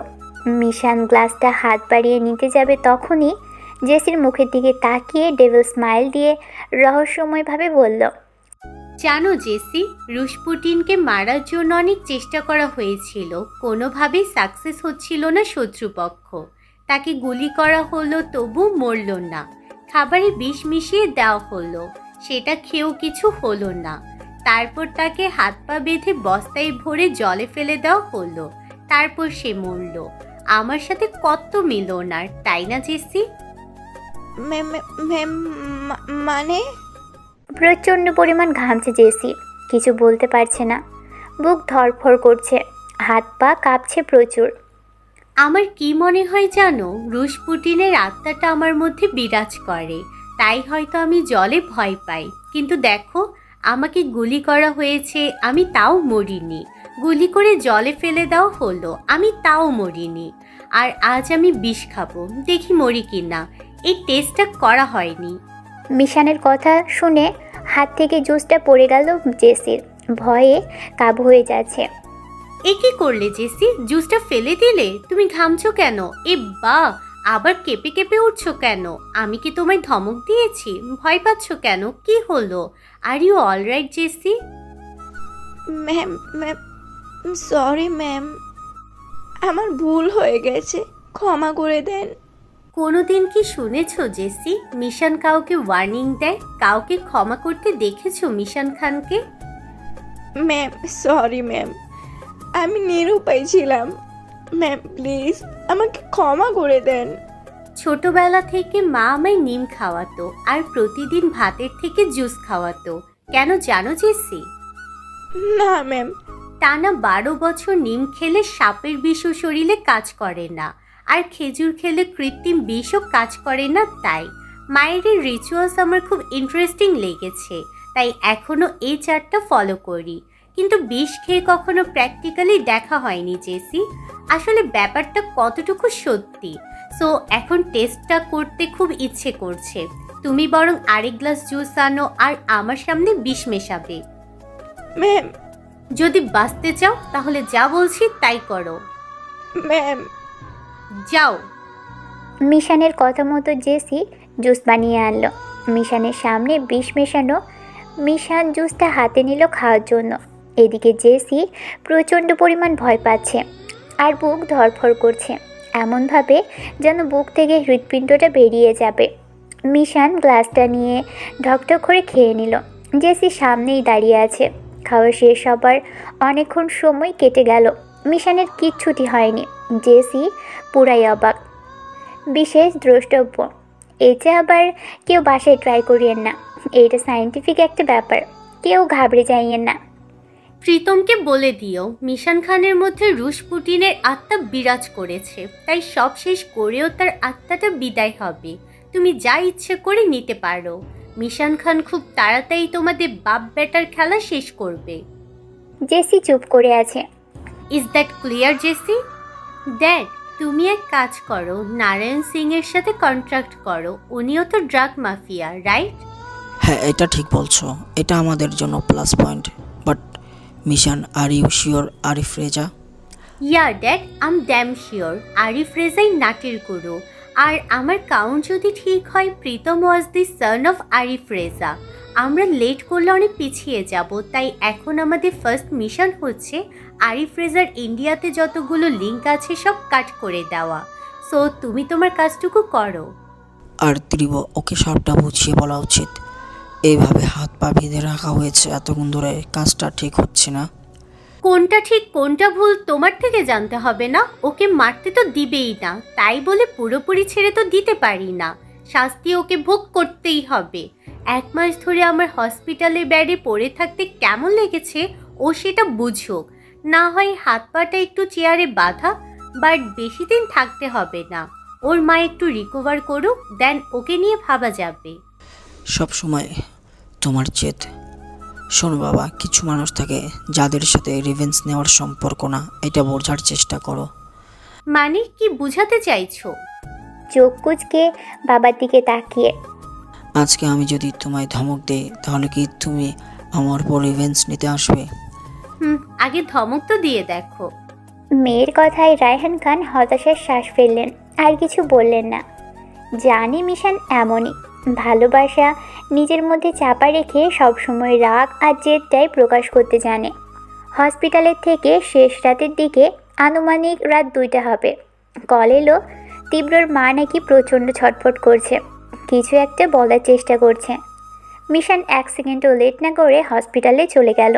তীব্রর মার সামনে যেতেই মিশানকে দেখে যেন তার উত্তেজনা আরও বেড়ে গেল।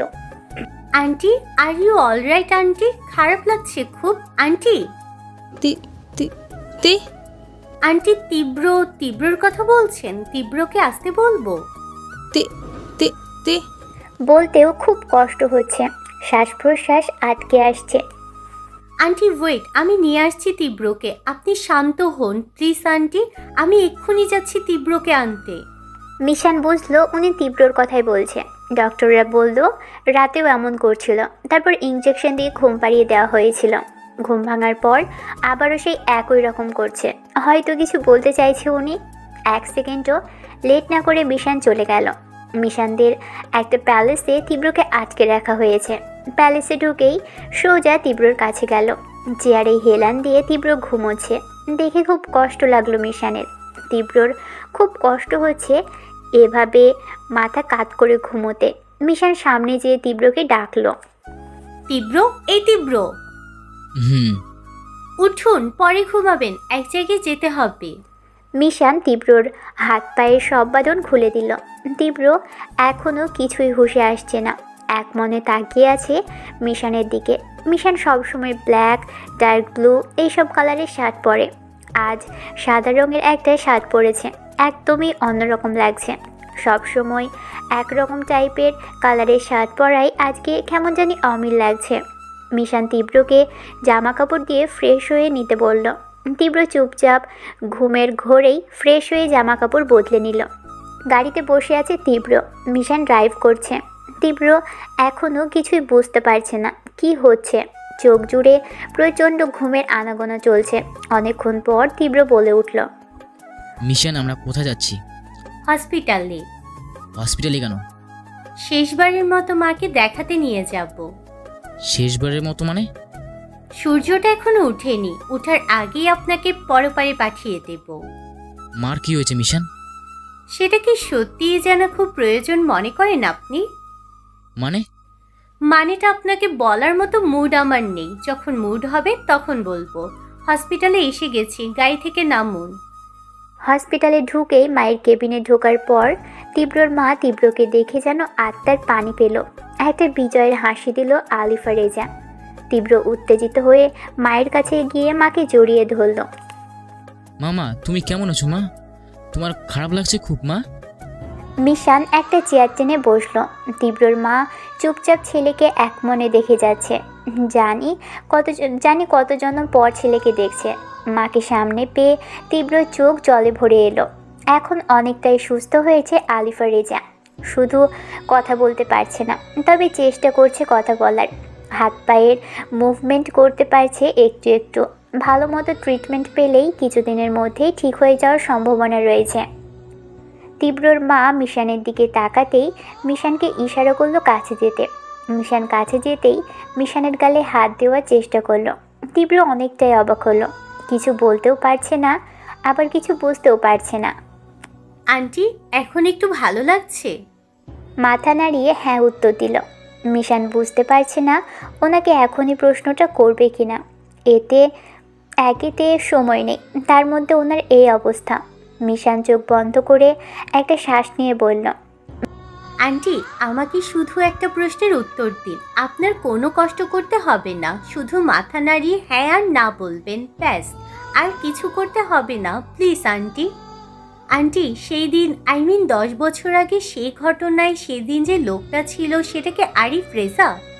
মিশানের কথা শুনে মুখের হাসিটুকু চলে গেল, যেন একরাশ আতঙ্ক বিরাজ করলো ওনার চোখে।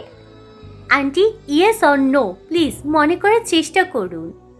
তীব্রর মা মাথা নেড়ে হ্যাঁ বলল। এটা দেখে মিশানের ঠোঁটে বিজয়ের হাসি বিরাজ করলো। একটা স্বস্তির শ্বাস ফেললো মিশান। মিশন, কিসের কথা বলছো? একটু ক্লিয়ার করে বলবে? মিশান তীব্র চোখের দিকে তাকিয়ে বলল, বলার মুড নেই, যখন মুড হবে তখন বলবো। তীব্র চোখ বন্ধ করে রাগী গরম শ্বাস ফেলল। অনেকক্ষণ তীব্র মাকে জড়িয়ে বসে রইল। প্রায় ভোর হয়ে যাচ্ছে, ফজরের আজান দিচ্ছে চারদিকে। এমন সময় ডক্টররা এলো আলিফা রেজার এমন রেস্ট নেওয়ার টাইম, তাই এখন কেবিন ছাড়তে হবে। ডক্টররা কয়েকটা ইঞ্জেকশন দিয়ে চলে গেলেন। কিছুক্ষণের মধ্যেই আলিফা রেজা ঘুমিয়ে গেল। মিশান তীব্রকে নিয়ে বেরিয়ে গেল। গাড়িটা প্যালেসের দিকে না নিয়ে অন্যদিকে গেল। একটা ব্রিজের সাইডে গাড়ি পার্ক করে জলের দিকে তাকিয়ে দাঁড়িয়ে আছে। এখানে এলাম কেন আমরা? আপনাকে মেরে ভাসিয়ে দেব এখানে। আমাকে তো জাহাজে করে মেরে দিয়েছিলেন, আপনাকে আমি ব্রিজের মাঝখানে মেরে জলে ফেলে দেব। কিন্তু তীব্র ভয় পেল না, এইটুকু বুঝে গেছে মিশান আর যাই হোক তীব্রর ক্ষতি করবে না। এতটাও খারাপ না মিশান। খারাপ চিন্তা থাকলে তীব্রর মাকে হসপিটালে এত ভালো ট্রিটমেন্ট দিত না। দেশে বিদেশে কত নাম করা ডাক্তার দেখেছি, মায়ের এক চিল তো ইমপ্রুভ হয়নি। আর তুমি কিছুদিনের মধ্যে এখানে ট্রিটমেন্ট পেয়ে মা কতটা সুস্থ হয়ে গেছে। ডক্টর, হসপিটালে দোষ দিয়ে কী লাভ? ভূত তো সরিষা খেতে।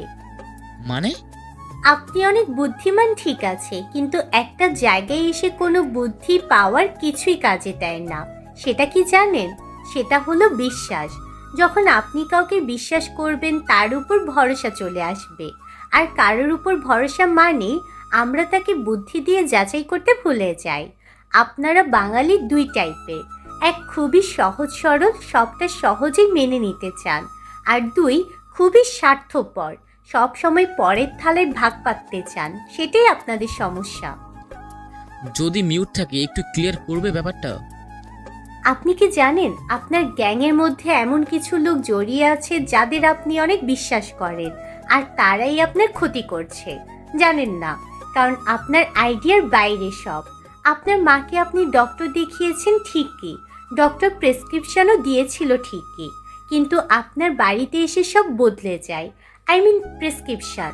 আপনার মাকে এমন ইনজেকশন দিয়ে রাখা হতো যেন উনি সারা জীবন সুস্থ হতে না পারে, একটা জীবিত লাশ বানিয়ে রেখেছে, আর আপনাকে শেষ করার প্ল্যান করছে। কথাটা শুনে তীব্র অনেক বেশি হকচকিয়ে যায়, বড়সড় শক্ট খাই। কে সে? আপনার আদর্শবান চাচা আরিফ রেজা। ইম্পসিবল, এটা কখনোই সম্ভব নয়। আমার বিপদে চাচ্চু ছাড়া আমি কাউকে পাশে পাইনি। বিলিভ করতে হবে না আপনার, কিছুদিন ধৈর্য ধরুন, আপনার মা সুস্থ হয়ে সবটা খুলে বলবেন। মা কি করে জানে? আমার মায়ের আপনার বাবার খুনি আরিফ রেজাই। সেদিন আমি আপনার চাচার হাতে ছুরি দিয়ে আঘাত করেছিলাম, সে দাগটা এখনো আছে। অ্যাটাক করার সময় ওনাদের সবার মুখে মুখোশ লাগানো ছিল। আমাকে গুলি করার পর আমি যখন পড়ে যাই, তখন উল্টো ঘুরে উনি মুখোশটা খুলে, আর সেই দিকেই ছিল আপনার মা। আপনার মা ওনাকে দেখে স্ট্রোকটা করেছিল। একে তো চোখের সামনে 3 জন মানুষের মৃতদেহ, তার মধ্যে আপনার চাচার ভয়ঙ্কর রূপ। একে একে মিশান তীব্রকে সবটা খুলে বলল। তীব্র চুপচাপ শুনে যাচ্ছে, আর শুনে অনেক অবাক হচ্ছে। এত কিছু হয়ে গেছে আর তীব্র কিচ্ছুটি জানে না। মিশানের বলা শেষ হতেই তীব্র চুপ হয়ে আছে, কোনো কথা বলছে না। মিশান পুরোটা ভালো করে খুলে বলার সময় তীব্রর আলাদা করে কোনো প্রশ্ন করতে হয়নি। এত বছরে দুয়ে দুয়ে 4 মিলল তীব্রের। এখন অনেক খারাপ লাগছে তীব্রর। এটা ভেবে মিশানকে কত কষ্ট দিয়েছে না জেনেই। উল্টাপাল্টা কথা বলেছে মিশানকে, মিশানের বাবাকে। মিশানের দিকে তাকাতেও লজ্জা লাগছে তীব্রর।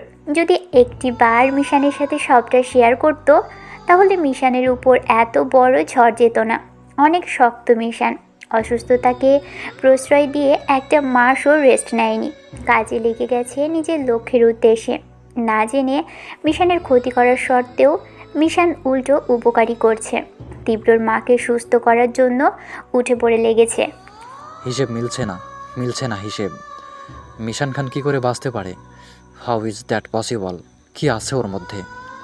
ড্যাড, আই থিঙ্ক ওর মধ্যে কোনো এক্সট্রা পাওয়ার আছে, যার কারণে মরছে না। আচ্ছা, আমরা কেন ওকে মারার চেষ্টা করছি? রায়ান খানকে কেন টার্গেট করছি না? গর্ধব কোথাকার! রায়ান খানকে শেষ করতে হলে মিশান খান নামের ঢাল পেরোতে হবে। মিশান খানকে শেষ করতে পারলেই রায়ান খান এমনি এমনি শেষ হয়ে যাবে। আর তীব্র, ওর কি করব? ওকে তো পাচ্ছি না। আমি খোঁজ নিয়েছি ড্যাড, মিশান খান তীব্রকে কিডন্যাপ করেনি। তাহলে তীব্র কোথায়? কোথায় তীব্রর মা? মা ছেলে হাওয়া হয়ে গেছে। আমার এতদিনের স্বপ্ন সব শেষ সব। মিশান গাড়ি ড্রাইভ করছে, পাশে তীব্র বসে আছে।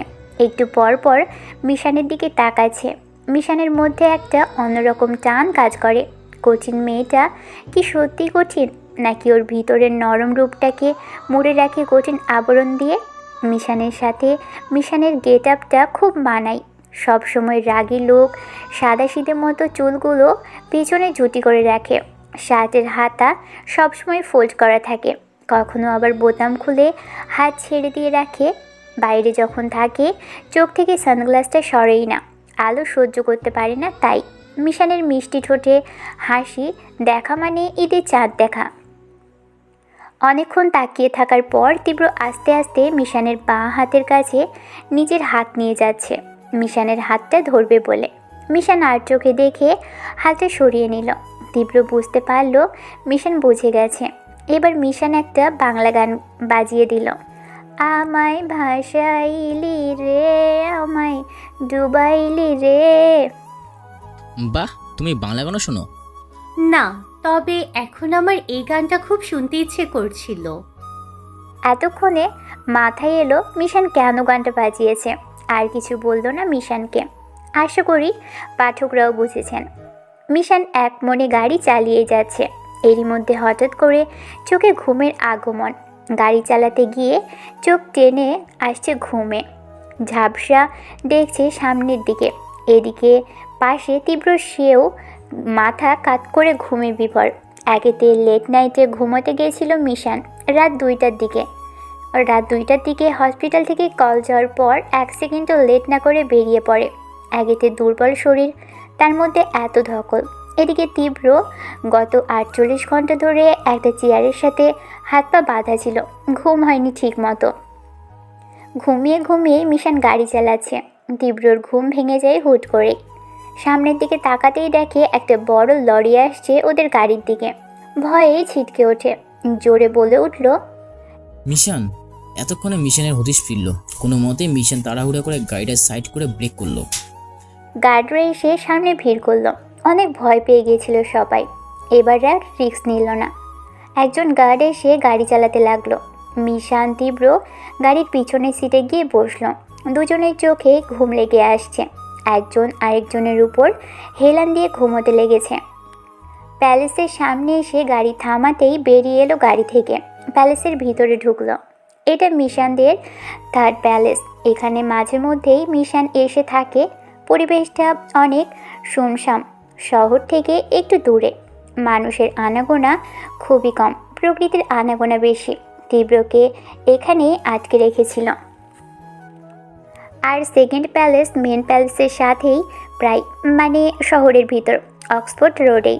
2nd প্যালেসে যখন ওদের কোনো গেস্ট আসে, বিজনেসের লোকজন, তাদের সেখানে থাকতে দেওয়া হয়। আর মেন প্যালেসে তো পার্মানেন্টলি থাকে। মিশান, হুম এত সুন্দর একটা প্লেসে তোমরা আমায় আটকে রেখেছিলে। ভালো হয়ে বললে তো আমি এমনিতে এসে পড়তাম, এত জোরাজুরি করতে হতো না। কে জানতো আপনি আসলেই আসবেন। বাদ দাও, এটা বলেই এত সুন্দর বাড়ি, এত সুন্দর ঘর থাকতে আমায় কোন গোয়ায় রেখেছিলে? চলুন আরেকটা রাউন্ড রেখে আসি, ভালো করে চিনে আসবেন। কোনো দরকার নেই, এখন আমায় একটা ভালো রুম দাও, ঘুম পাচ্ছে খুব। উপরে উঠে একটা বিশাল রুমে ঢুকলো দুজনে। রুমটা খুব সুন্দর করে সাজানো, কিন্তু অদ্ভুত ব্যাপার হলো রুমটার মধ্যে কালার করা হয়েছে ডার্ক ব্লু। ঘরে আলো জ্বালানো সত্ত্বেও মনে হচ্ছে রাত, আর বাতিটাও কেমন কম আলো, বেশি আলো নেই।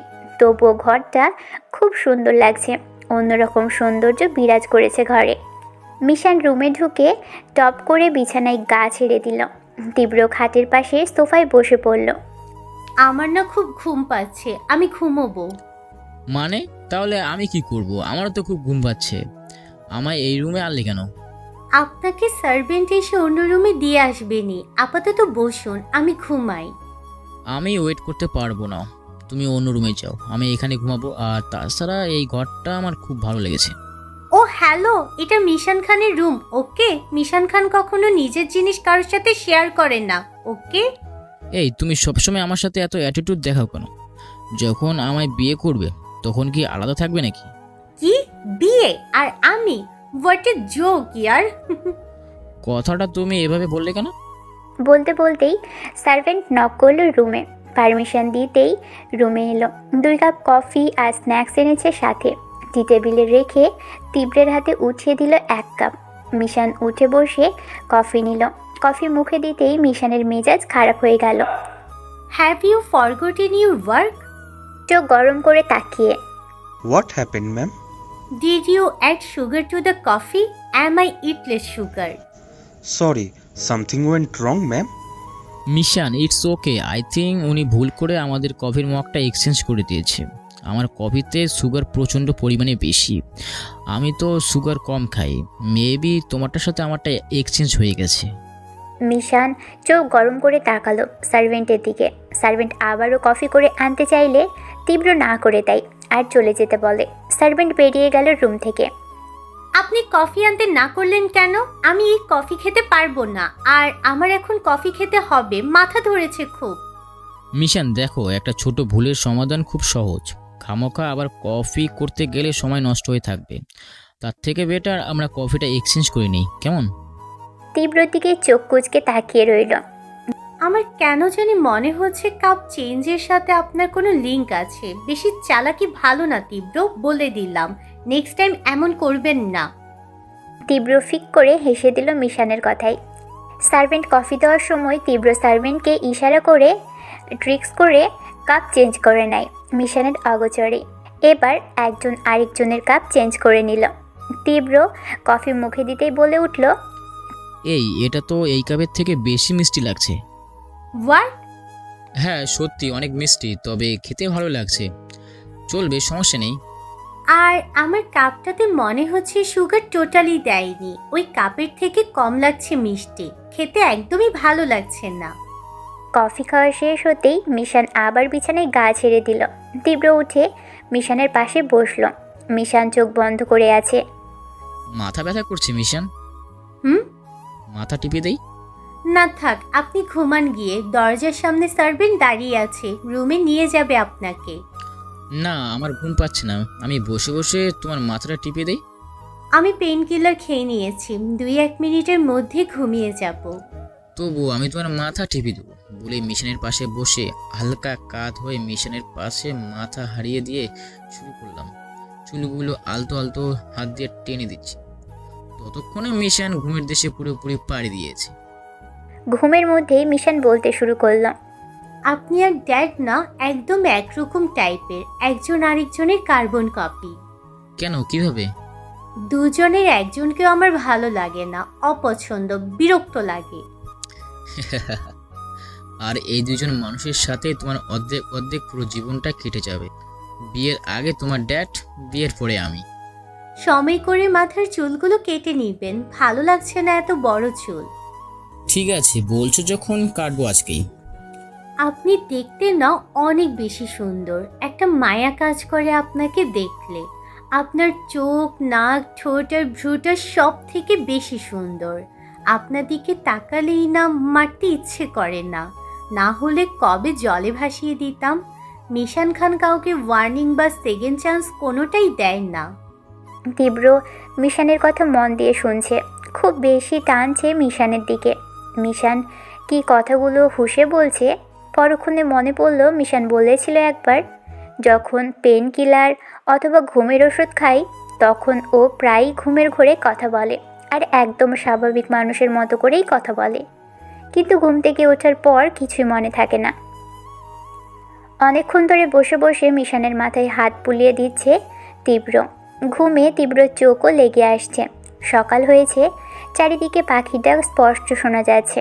কখন যে তীব্র মিশানের বুকে মাথা দিয়ে আলসোয়া হয়ে ঘুমোচ্ছে বলতেই পারবে না ও। বেলা প্রায় 11টা-12টা বাজে। ঘুম ভাঙল ফোনের কল রিংটোনের আওয়াজে। তীব্র ছিটকে উঠে সোজা হয়ে বসে পড়ল। মিশান চোখ খুলে তাকাতেই বিরক্তি নিয়ে ফোনটা হাতে নিয়ে দেখে সাইলেন্ট করে রেখে দিল ফোন। রিসিভ করল না। আবারও বেজে উঠল, আবারও রিসিভ না করে রেখে দিল। তীব্র বলল, কি হলো, রিসিভ করছো না কেন ফোন? কোনো প্রবলেম আছে কি? তাহলে আমি কি রুম থেকে যাব? না, সমস্যা নেই, ড্যাড কল দিয়েছে। রিসিভ করো, হয়তো দরকার কোনো। 3বারের বেলায় ফোন রিসিভ করলো মিশান। ইয়া ড্যাড। হেই মিশন বাবা, টিভিটা অন করো, বাংলাদেশের চ্যানেলগুলোতে যাওয়ার দেখো। কেন, কি হয়েছে? হেডলাইনে নিউজটা দেখো, তাহলে বুঝবে। মিশান সাথে সাথেই টিভিটা অন করে বাংলাদেশি চ্যানেলে দিয়ে দেখে হেডলাইনে তীব্র নিখোঁজ সংবাদ। একটু পর পর অ্যাড দিয়ে তীব্র ছবি দিয়ে দেখানো হচ্ছে। এরই মধ্যে খবর সম্প্রচার হলো। শুরুতেই দেখানো হলো তীব্র নিউজ। বাংলাদেশের নামধন্য প্রথম শ্রেণীর অস্ত্র ব্যবসায়ী আমির রেজার একমাত্র ছিল সাফন রেজা। তীব্র গত 2 দিন ধরে নিখোঁজ। সারা বাংলাদেশ তন্ন করে খোঁজার পরেও কোনো দিশা মেলেনি তার। গত রাতে রিপোর্ট করেছেন ওনার চাচা আরিফ রেজা। উনি বলেছেন হয়তো উনি কোথাও আহত অবস্থায় পড়ে আছেন, না হয় কেউ কিডন্যাপ করেছেন। তিনি আরও জানান বেশ কিছুদিন আগে তার অসুস্থ মাও নিখোঁজ। তাকে খুঁজতে খুঁজতে তীব্র পাগল হয়ে যাচ্ছিল। এখন 2 দিন ধরে তীব্র খোঁজার এখানে কিডন্যাপের সংকটটাই সবার আগে দৃষ্টি আকর্ষণ করছে। What the hell? তীব্র ফিক করে হেসে দিল। হাসার মতো কিছু হয়নি। ঘটনা কত দূর গড়িয়েছে বুঝতে পারছেন? হ্যাঁ সেটা তো বুঝলাম, কিন্তু ওরা কি মনে করে আমায় এত খুঁজছে?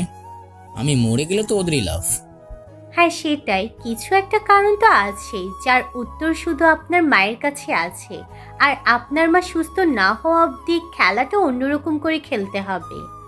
আই থিঙ্ক মিশন আমার এখন বাংলাদেশে ব্যাক করা উচিত। আমার মাথায় একটা প্ল্যান কাজ করছে। কি? তীব্র মিশানকে প্ল্যানটা খুলে বলল। মিশান গভীরভাবে মন দিয়ে শুনছে আর ভাবছে। আপনার মাথায় এত বুদ্ধি জানলে আপনাকে আমি 2 দিন চেয়ারে কোনোভাবেই বেঁধে রাখতাম না। No no no, it's compliment, your idea is too good ইয়ার। লিসেন, আমার মাথায় যথেষ্ট বুদ্ধি আছে, কম্পিউটারই কাজ করতে করতে হ্যাং খায়। আর আমি তো মানুষ, তাই না? মানুষ মাত্রই ভুল করতে পারে, আর ভুল থেকে শিক্ষা নেয়।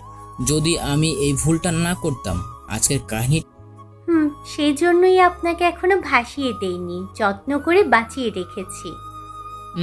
কি এমন যত্নটা করে রেখেছো গো?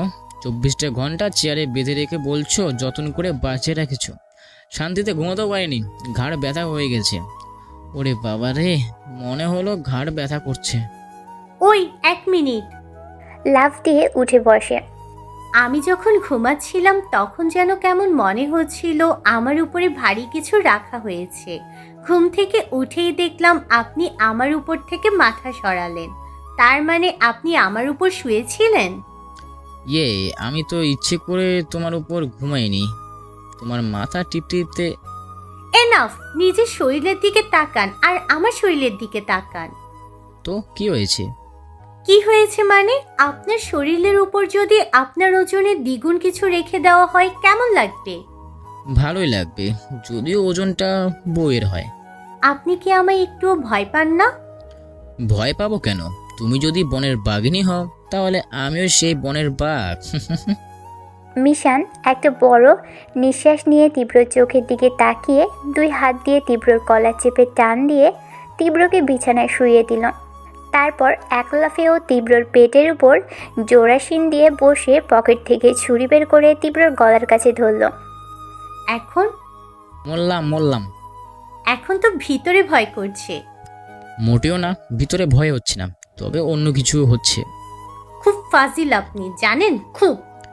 মিশান, তুমি শুকনো না হলেও অনেক ওজন তোমার। এভাবে পেটের উপর চেপে বসছো, মনে হচ্ছে আমার পেটের উপরে কেউ 100 কেজির ওজনের পাথর ভরে রেখেছে, আর দমও বেরিয়ে যাচ্ছে। মিশান বুকের মধ্যে ঘুষি দেওয়ায় ব্যথা পেল তীব্র। শরীরের এই জোর নিয়ে আবার মোটাবো আশা করেন? ভাই প্লিজ নামো, কষ্ট হচ্ছে। নামবো না। কেন? প্রথমত, আমাকে আপনি গুলি করেছেন, একটা না 2টো। দ্বিতীয়ত, জলে ফেলে দিয়েছেন।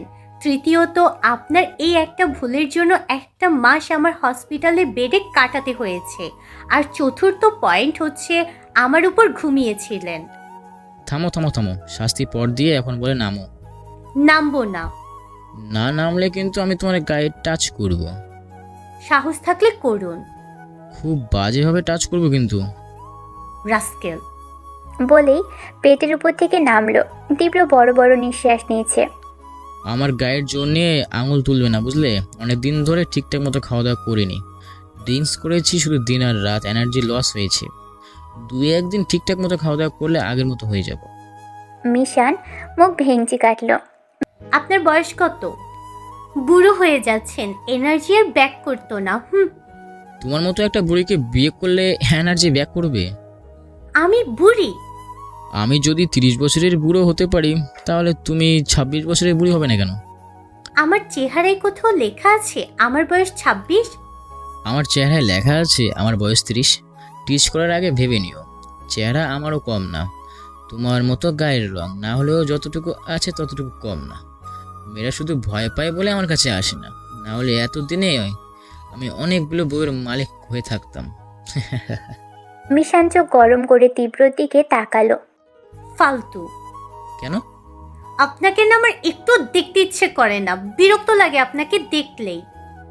তীব্র বিছানা থেকে উঠে বসে মিশানের সামনে বরাবর মিশানের চোখের দিকে তাকিয়ে বাচ্চাদের মতো চোখ পিটপিট করে বলল, আমার না তোমাকে দিনরাত শুধু দেখতে ইচ্ছে করে। বিশ্বাস করো মিশান, একটা অন্যরকম ভালো লাগা কাজ করে। ইচ্ছে করে শুধু সবকিছু ছেড়ে দিয়ে দিনরাত শুধু তোমাকেই দেখি। মিশান তীব্রর কথা শুনে ফিক করে হেসে দিল। কথাটা তীব্র টিজ করে বললেও মজা করার জন্যই বলেছে। এখন এমনভাবে বলেছে মিশান হাসি আটকে রাখতে পারেনি। প্লিজ মিশান হেসো না, আমার অবস্থাটা খুব বোঝো এবার। কষ্ট হয়। যেদিন তোমায় বিয়ে করব সেদিন হেসো ইচ্ছা মতো। কেন? আমি মন ভরে দেখব তোমার হাসি, হারিয়ে যাব তোমার মাঝে। মিশান ভ্রু কুঁচকে তাকিয়ে আছে। এরই মধ্যে তীব্র হুট করে মিশানের ঠোঁটে কারেন্টের বেগে চুমু খেলো। মিশান চোখ বড় বড় করে তাকিয়ে রইল তীব্রের দিকে। সকাল হতেই মাথায় বাজ পড়ার মতো খবর এলো আরিফ রেজার। বিদেশি যতগুলো গ্যাংয়ের সাথে ড্রাগ ডিল হওয়ার কথা ছিল সবগুলো ডিল এক রাতেই ক্যান্সেল হয়ে গেছে। আর ক্লিয়ার করে জানিয়েছে তার সাথে ডিল করবে না। শুনে মাথা 10 চক্কর দিয়ে বসে পড়ছে আরিফ রেজা।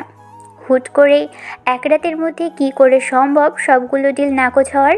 কারো হাত নেই তো এর পিছনে। প্রচণ্ড টেনশনে পড়ে গেল আরিফ রেজা। এক ঘন্টা পার হতে না হতেই আরেকটা নিউজ এলো। আরিফ রেজার ডেরায় পুলিশ এসেছিল। নারী পাচারের জন্য যতগুলো মেয়েকে আটকে রাখা হয়েছিল সব মেয়েকে ছাড়িয়ে নিয়ে গেছে। ডেরায় থাকা সমস্ত কর্মীদের ধরে নিয়ে গেছে পুলিশ। এখন শুধু কোর্টে কেস ওঠা বাকি আরিফ রেজার নামে। হসপিটালে মায়ের সামনে বসে আছে তীব্র, পাশে একটা চেয়ারে রায়হান খান আর মিশান। তীব্রর মা এখন অনেকটা সুস্থ, কথা বলার চেষ্টা করে কিন্তু কথাগুলো বোঝা যায় না। ডক্টর বলেছে কিছুদিন থেরাপি দিলেই ঠিক হবে, আর শরীর এখন অনেক ভালো। মন ভরে ছেলের দিকে তাকিয়ে আছে, আবার মাঝে মাঝে মিশানের দিকে তাকিয়ে আছে আর মিটিমিটি হাসছে। তীব্র রায়হান খানের দিকে ঘুরে বসল। Uncle, I am sorry uncle, আমি না জেনে বুঝে আপনাকে আজে বাজে কথা বলেছি, কষ্ট দিয়েছি আপনাকে। প্লিজ আমাকে মাফ করে দেবেন। আরে ত্রিভ, বাবা কি বলছো তুমি? তুমি আমার ছেলের মতো, আর তোমার জায়গায় আমি থাকলে একই কাজ করতাম। তুমি ভুল না ত্রিভ, তুমি সঠিক। তুমি আজ এই অবধি এসেছো নিজের যোগ্যতায়, কোনো সাপোর্ট ছিল না তোমার। I am proud of you বেটা। আমি কিচ্ছু মনে করিনি। সরি, আমার তোমাকে বলার দরকার। 10 বছর হয়ে গেছে, তবুও আমি তোমাদের সাথে কোনো যোগাযোগ করিনি। যে সময়টাতে তোমার পাশে থাকার প্রয়োজন ছিল সে সময় তোমার পাশে থাকতে পারিনি। স্বার্থপরের মতো দূরে সরে গেছি। ইটস ওকে আঙ্কেল, তবু আমার খারাপ সময় আপনি ঠিক আমার পাশে দাঁড়িয়েছেন। Thanks uncle. এটা আমার দায়িত্ব ছিল ত্রিভ। কিছুক্ষণ পর রায়হান খান বলে উঠল, যদি কিছু মনে না করো, আমি কি একটু আলাদা তোমার মায়ের সাথে কথা বলতে পারি? শিওর আঙ্কেল, আমি বাইরে যাচ্ছি, নো প্রবলেম। বলেই তীব্র মিশান কেবিন থেকে বেরিয়ে গেল। আচ্ছা ভাবি, আমার মেয়েটাকে কি আপনার ভালো লাগে? আমার মেয়েটার চোখের সামনে মায়ের মৃত্যুটা সহ্য করতে পারেনি বলে প্রতিশোধের জন্য 10টা বছর ধরে খুনিকে খুঁজে যাচ্ছে। মায়ের খুনিকে খুঁজতে খুঁজতে চোখের সামনে কখন যে বিরাট মাপের মাফিয়া হয়ে গেল বুঝতেই পারলাম না। মেয়েটা বেঁচে আছে একটা কারণে, সেটা হলো মাকে কেড়ে নিয়েছে যে তাকে শেষ করবে বলে। হাসতে ভুলে গেছে আমার মেয়েটা, ভালো থাকাটা ভুলে গেছে আমার মেয়েটা। মাথায় সব সময় খুন চড়ে থাকে। ত্রিভ মিশনের জীবনে আসার পর সব অঙ্কের সমাধান যেন একটু একটু করে হচ্ছে। মেয়েটা না তীব্রকে দেখলেই যেন বদলে যায়। আমার মেয়েটা তীব্রকে ভালোবাসে কিন্তু প্রকাশ করে না। তীব্র মিশনকে ভালোবাসে জানি। যদি আপনার কোনো আপত্তি না থাকে ওদের এক করে দিতে চাই আমি। আপনার কি মত আছে ভাবি? রায়হান খান শুনে অনেকটা শান্তি হলো। মিশান তীব্রকে একটু না অনেকটাই ভালোবাসে, সেটা বুঝেছে রায়হান খান। কারণ মিশানের দিকে কেউ চোখ রাঙিয়ে কথা বললে তাকে সাথে সাথেই মেরে দেয়। আর সেখানে তীব্র মিশানকে গুলি করেছিল, মেরে ফেলার চেষ্টা করেছিল। সেখানে রায়হান খানের কথার বাধ্য মেয়ের মতো তীব্রকে বাঁচিয়ে রেখেছে, আবার তীব্রর সাথে মিশছে। এইটুকুতেই রায়হান খান 100% শিওর হয়েছে মিশান তীব্রকে অনেক ভালোবাসে। জনশূন্য একটা রাস্তায় গাড়ি ছেড়ে দুজনে এলোপাতাড়ি হাঁটছে আর প্ল্যান করছে কিভাবে শত্রু বধ করা যায়। সাধারণ মানুষের মতো করেই হেঁটে যাচ্ছে দুজনেই black shirt, black pant, black shoes, হাতা ফোল্ড করে রেখেছে, চোখে ব্ল্যাক সানগ্লাস। মনে হচ্ছে দিনে দুপুরে অন্ধকার নেমে এসেছে। দুজনের জুটিটাও বেশ মানিয়েছে। তীব্রর হাইট 6 ফুট 2 ইঞ্চি আর মিশানের হাইট 5 ফুট 8। একজন তাল গাছ তো আরেকজন সুপারি গাছ। তীব্রর স্বাস্থ্যটা ভালো কিন্তু মিশান শুকনা। দুজনের হাইটটা খুব ভালোই ম্যাচ খেয়েছে। লম্বা মেয়েদের নাকি খাটো পার্টনার জোটে, এখানে তো উল্টা। গার্ডরা অনেক পিছনে ফলো করছে ওদের। কথা বলতে বলতেই তীব্র হুট করেই মিশানের হাতটা ধরল। মিশান থা হয়ে তীব্রর মুখের দিকে তাকালো। কি হচ্ছে কি? হাতি তো ধরেছি, রিয়াক্ট করার কি হলো? রাস্তাঘাটে ভালো লাগে না, এরকম করবেন না, হাত ছাড়ুন। হাত ছাড়ানোর চেষ্টা করে ডেভিল স্মাইল দিয়ে তীব্র আরও শক্ত করে হাত ধরল। ল্যাং মেরে ফেলে দেব কিন্তু। তোমাকে নিয়ে পড়ে যাব। ওকে, দেখি কতক্ষণ ধরে থাকতে পারেন আমার হাত। ছি মিশন, এই ধরনের কাজ তুমি করতে যাবে? আইডিয়ার বাইরে ছিল। এই ধরনের কাজ করে বাচ্চারা।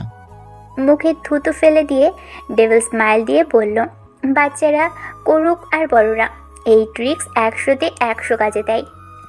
এতদিনেও ভালো বুদ্ধি হলো না, অতি চালাকের গলায় দড়ি। জানো তো, হাত ছাড়ার জন্য এতদিন থুতু দিয়েছিলে। থুতু দিয়ে তোমারই হাতে লাগতো, তখন লাগলে লাগতো, আমারই তো থুতু। টিস্যু দিয়ে মুছে ফেললে মামলা খাতাম। ধ্যাত। আর হাঁটতে পারবো না, পা ব্যথা করছে, গাড়িতে চলুন। এমন ভাবে বলছেন যেন আজীবনের জন্য চলে যাচ্ছেন আর দেখা হবে না কোনোদিন। হতেও তো পারে। আচ্ছা, আমরা লং ড্রাইভেও তো যেতে পারি। এভাবে আর কতক্ষণ রে ভাই? সবসময় গাড়ি নিয়ে চলি, তাই মাঝে মধ্যে হাঁটতে ভালোই লাগে। আপনি মানুষটাও অপছন্দ, আপনার রুচিগুলো অপছন্দ। কিচ্ছু করার নাই। বাই দ্য ওয়ে মিশন, আজকে রাতে তুমি আমার সাথে থাকবে প্লিজ? আপনার সাথে থাকবো মানে? মানে কালকে তো চলে যাব, তোমার সাথে সারা রাত গল্প করতাম আর কি। একা একা ভালো লাগবে না, এত বড় বাড়ি। কেন, সার্ভেন্ট আছে তো অনেকজন। সার্ভেন্ট আর তুমি এক হলে? শুনেছি আপনার বাড়িটাও নাকি বিশাল, রাজপ্রাসাদের মতো বিশাল।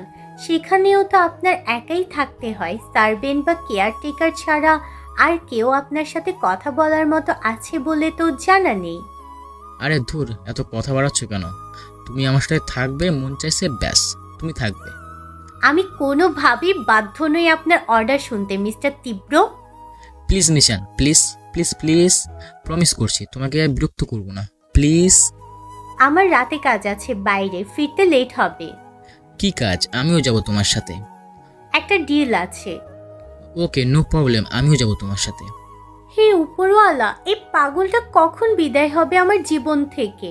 বেশি ভালো ব্যবহার করেছি বলে মাথায় উঠে নাচছেন আপনি। এটা যদি ভালো ব্যবহার হয় তাহলে খারাপ ব্যবহারটা কতটা নিকৃষ্ট হতে পারে? বাপ রে বাপ, ভাবলেই তো গা গুলে যায়। আমার পা ব্যথা করছে, হাঁটতে পারবো না, গাড়িতে উঠলাম আমি, আপনি চাইলে একাই হাঁটুন। বলেই মিশন পিছনে ঘুরে গার্ডদের গাড়ির সামনে নিয়ে আসতে বলল। তীব্র মিশনের দিকে তাকিয়ে মিটিমিটি হাসছে। নিজের অজান্তে তোমাকে অনেক বড় আঘাত করেছি মিশন, অনেক কষ্ট দিয়েছি। আর না, তোমার কাছে এই মাফি কিংটা আর মিশনের পাগল হয়েই রইল। তীব্রর কঠিন রূপ আর কখনো তোমার সামনে প্রদর্শন হবে না, কথা দিলাম। নিজের সবটা দিয়ে আগলে রাখবো তোমায়। তোমায় খুব ভালোবাসি মিশন, খুব ভালোবাসি। জানি আমার পাগলামিতে তুমি যে বিরক্ত হওয়ার অভিনয় করো সেটা ফেক, ভিতরে ভিতরে তোমারও ভালোই লাগে। তুমিও আমাকে চাও, তোমাকে আর হারাতে দেব না মিশন। ঈশানের সাথে গাড়িতে উঠে বসে পড়ল। পিছনের সিটে দুজন বসে আছে। তীব্র এক মনে মিশানের দিকে তাকিয়ে আছে আর মিটিমিটি হাসছে। মিশান মাঝে মধ্যেই তীব্রর দিকে তাকিয়ে চোখ গরম করছে।